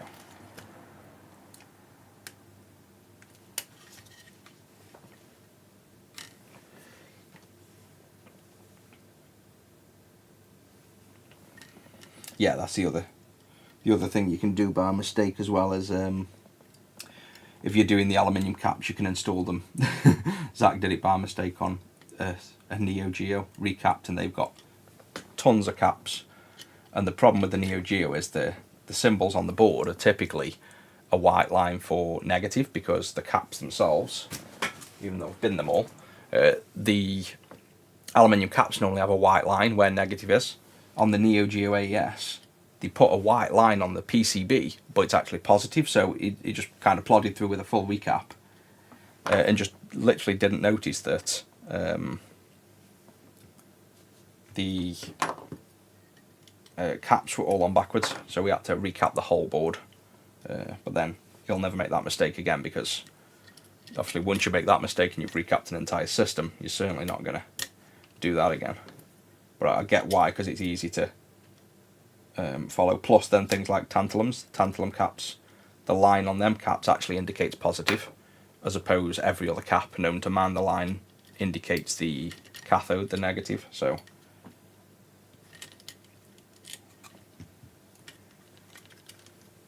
there we go. Get this back on.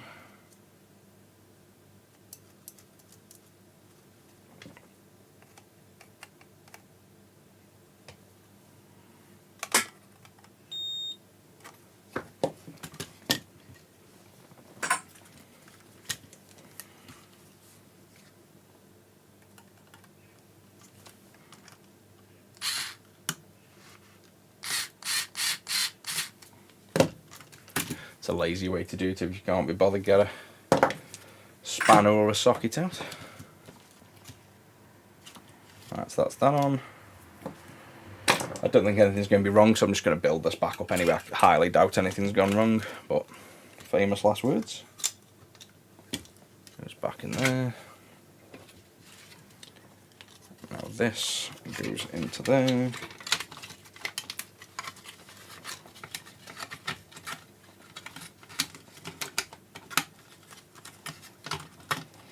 Definitely an awkward one to work with these extra wires making everything stiffer.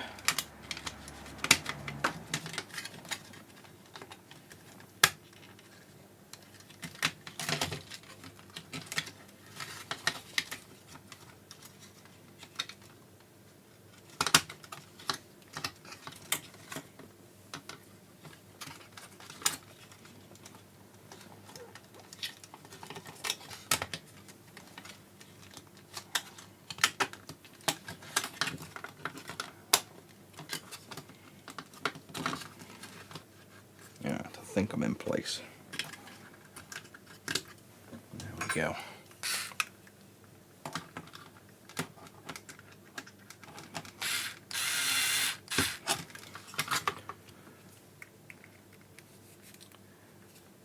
Welcome in, Leonardo. I think we've got a few from Germany today. I think I've seen a few at the start as well.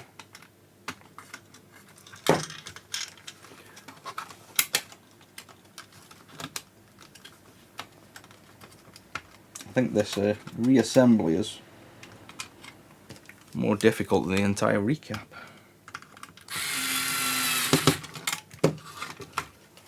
Right, so now if we put that through there, that back in, and we do have one issue from the mod I've just noticed. We've got this floating now, which is, it looks like a resistor has come off. Looks like maybe a pad as well. I don't know whether anyone remembers or can look backwards on the mod to see where this maybe was. I've got a feeling it would have been off one of these pads, whether it was soldered down on here, and it's obviously tight, so it's snagged, I think. So my guess is going to be it's on these two pads. That pad looks a little bit ripped, but it goes here. So short of having that bit of a glare on it, we try and lift it up so you don't have the glare. I think we just need to reattach it to this pad, and then we can, there's probably enough solder left on there to reattach that pad, so let's get rid of that, attach it to there, it's back on, attach that wire to there. So I think that was where it was. I don't know whether anybody remembers seeing that or knows, but that's at the top, so if we have to open it up to sort anything with that, we'd be fine anyway. I'm pretty sure that's where it was. Yeah, hopefully the power board will. If it doesn't, then obviously just either jump on lives when I'm on and you can ask away, or jump on the Discord and I'll give you some assistance on that, but hopefully it'll fix it for you. Yeah, so that's in there. Power switch, this is what I always forget. And I always forget how you even put these things back on as well.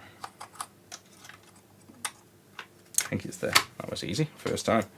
I think the PC Engine GT ones are I can sit forever to try and figure it out now. I've found a way to remember which way they go on the slider, and it's basically the arc of the corner of the PC Engine GT has like a half moon on the plastic switch, so you can fit the switch in like 4 different ways, and it just confuses me every time. So I finally remembered to just look for the arc on the green plastic, and it goes in that way.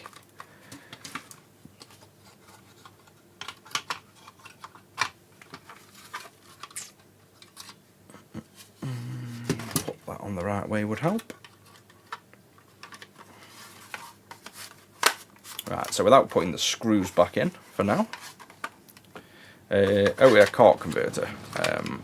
Oh no, it's got all that mod on, so we're not touching that area at the minute because of this crazy mod inside. We don't want to risk damaging it. But the cart converter's actually got no caps on anyway.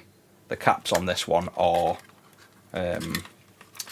it's the one under the ribbon.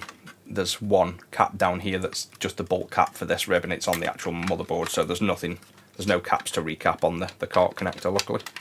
But if it was on the part where that mod was, we wouldn't be touching it anyway, because we don't want to risk damaging it. Can't see one. I think it's on the other side of this that I've just taken out, because that just goes through to the plastic. That was the most awkward bit to get on as well.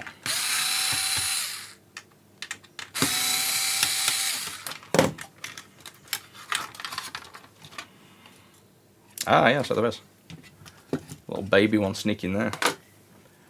And he is... I thought that's what the one under the ribbon was going to be for, the bulk. He's a 10 microfarad, so he's just a bulk as well. Let's grab a 10.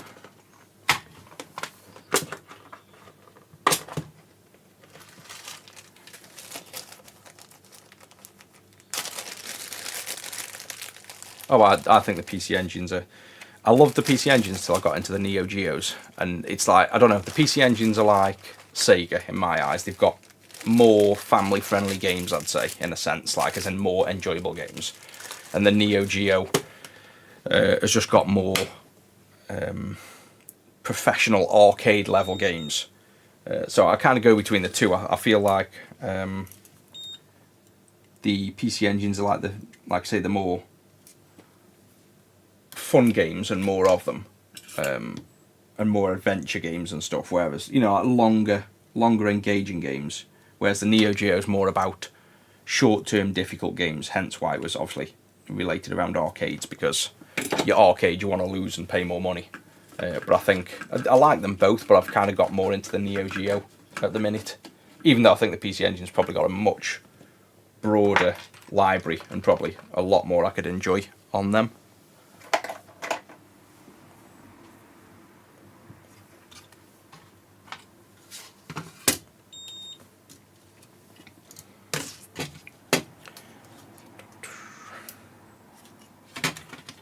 Back in we go. Let's just have a quick check that no wires have pinged off doing all this with having so many wires. Yeah, luckily we look okay on the wires, so hopefully none of that mod has kind of come off in this process. I want to check the game slides in as well. Yeah, that's fine. And let's get him back down.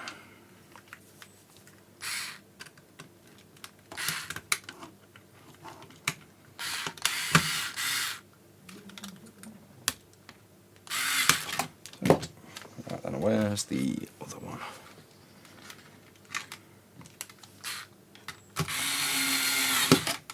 Let's try again.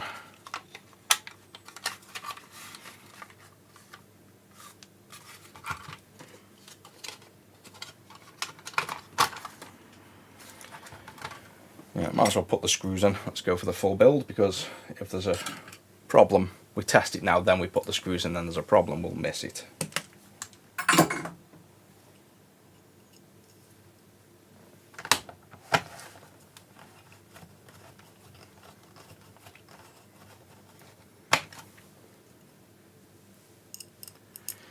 Yeah, we don't see, well, I say we don't see many of these, we actually do. I used to see way more PC Engine duos, but I've stopped working on all optical drive systems just because of time. And what we were finding with a lot of optical repairs is we'd fix the disk drives, then their specific games wouldn't work, or it's the mains voltage. We found many times where the customers are running consoles through extension leads, and as daft as it sounds, the added noise to the mains passes through to the system and through to ultimately the optical drive system, and it prevents game loads.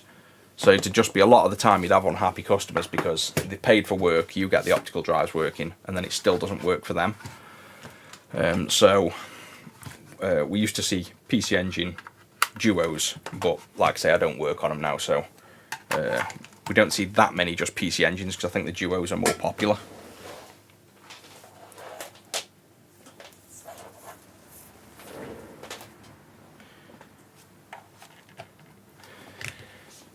Monitor on. Where's the controller?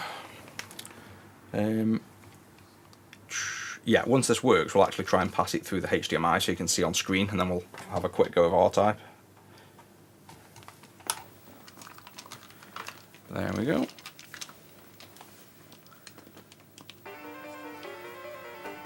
So, just so you know it's working. There's R-Type. So I'm going to get this going through the OSSC, so you can see it on, well, let's check RGB works now we know that works.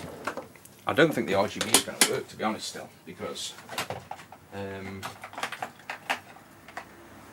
either my prototype cable doesn't work, but it was giving different visuals than the composite. That's what's making me, mind you, that actually makes sense, because it would do, potentially, if the RGB isn't loading, so let's just see if RGB works.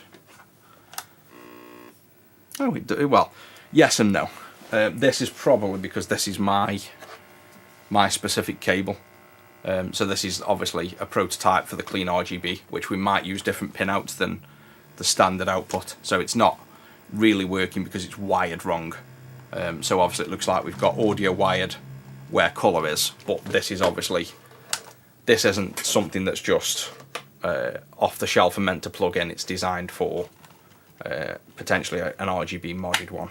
So we'll stick with, I don't think I've got any other like stock RGB cables for that.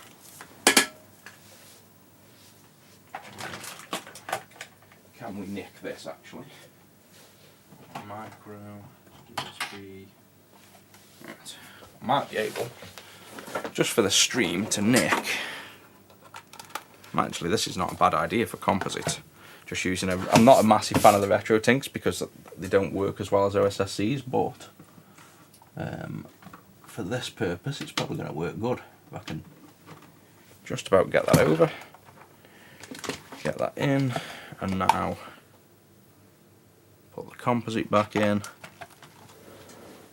turn that off. I've got a controller. So the composite was, I think it goes into that one. There we go. And then if we pull up the HDMI now, I think this should be powered on, yep. So now if we turn that on, this is one of the things with the RetroTink as well. It doesn't seem to ever save the settings, and I can't find a way to do that. So now we can overlay, well, let's just leave it like that. I can play some of this. Actually, I might want to play it large so I can actually see. See, oh, I've got the HDMI turned off a minute for audio. Let me just turn that on. There we go. Oh no, the lag again. I'm bad enough at this game as it is without the lag. I've got like input lag on the, obviously the capture. This is going to be impossible. The upscale, this is RetroTink 5X. I normally use the OSSCs. Oh, you can't even see. I normally use OSSC for most things, but because this is composite, I'm just using a RetroTink.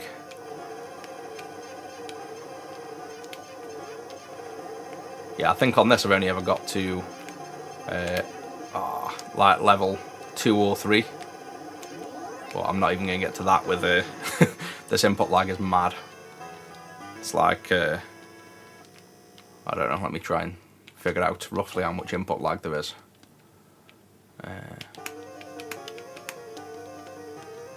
To be honest, it's not that much. I think I'm just bad at the game. Tapping that, I can't actually tell that much of an input lag. No, missed that. Tell you what, let me go full screen so I can try and at least see the screen a bit bigger. See if I can do any better. Oh, I've missed the other power up. This is shocking. No! Wow, I am doing absolutely awful. I'm not normally that good, but I'm not normally this bad. Jesus.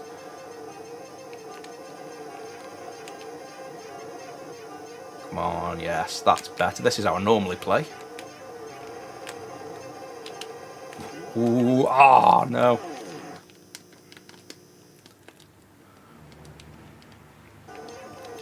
I've got to get somewhere. Tell you what, let's try.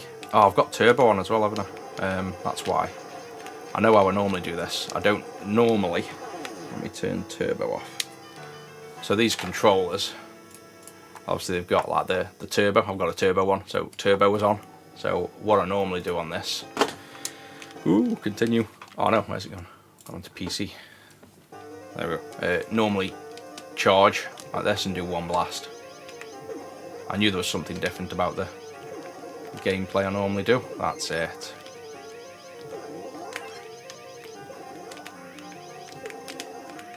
Oh, missed it. No. No, I'm definitely getting paid to play them. This is all part of the customer's time. I'm going to build them some more for QC. Got to make sure all those mods haven't moved. No. Oh, wow. I've got a game I'm actually good at. I'm looking like really bad at this.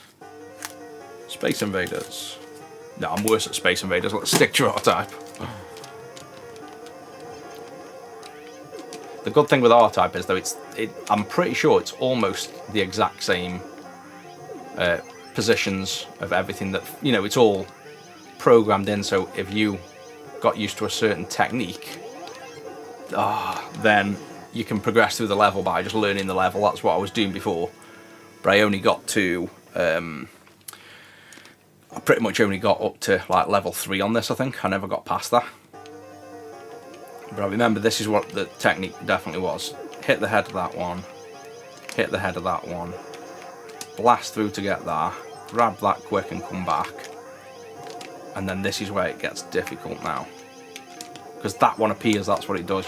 You shouldn't shoot that one. The third one that appears, you have to try and not shoot it, because it just comes back at you and kills you. That's what we want to do. But yeah, if you play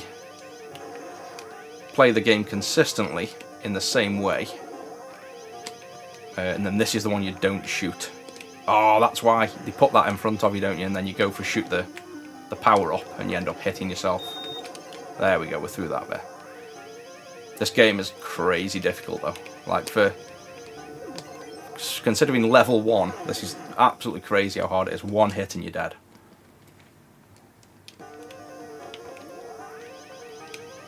Anyone got any tips to make me better at this? Or should I just give up?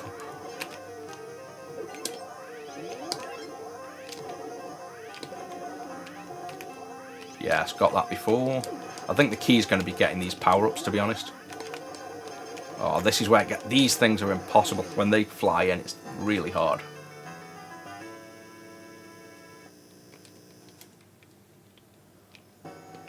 Uh, 34 volts on the power board. No, you don't need it for IPS. So long as you've removed AL2 inductor, it also won't matter. So if you remove that, then the 34 volts won't go anywhere anyway. So you rarely do damage leaving the 34 volts on by mistake. Woo. Oh no, same mistake again. Literally not got past level 1 yet.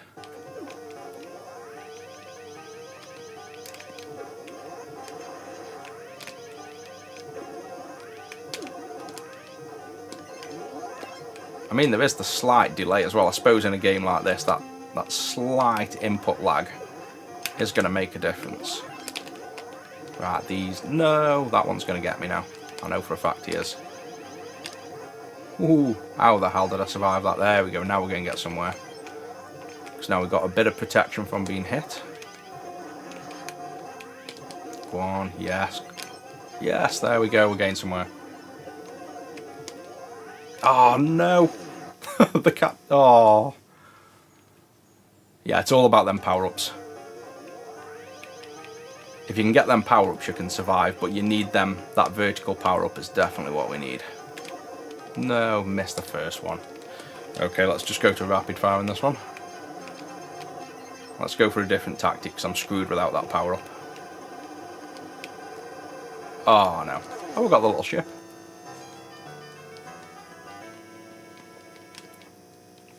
Well, I don't think I'm going to get past level 1 anyway. But that's all up and running for the customer. I've got to do a jag on it as well, but I'm going to go off now and get on with the day. Clean some cars, get a drink, and I'll catch you guys in the next one. I think we've had record views on that one, to be honest. We've had a lot more people enjoying playing Pokemon and playing R-Type than fixing them. Maybe I should just play them. I'll fix them off stream and then come on and we'll just play the games. I think that's the way forward. But I normally get to level 3 on that R-Type, I just haven't played it for that long.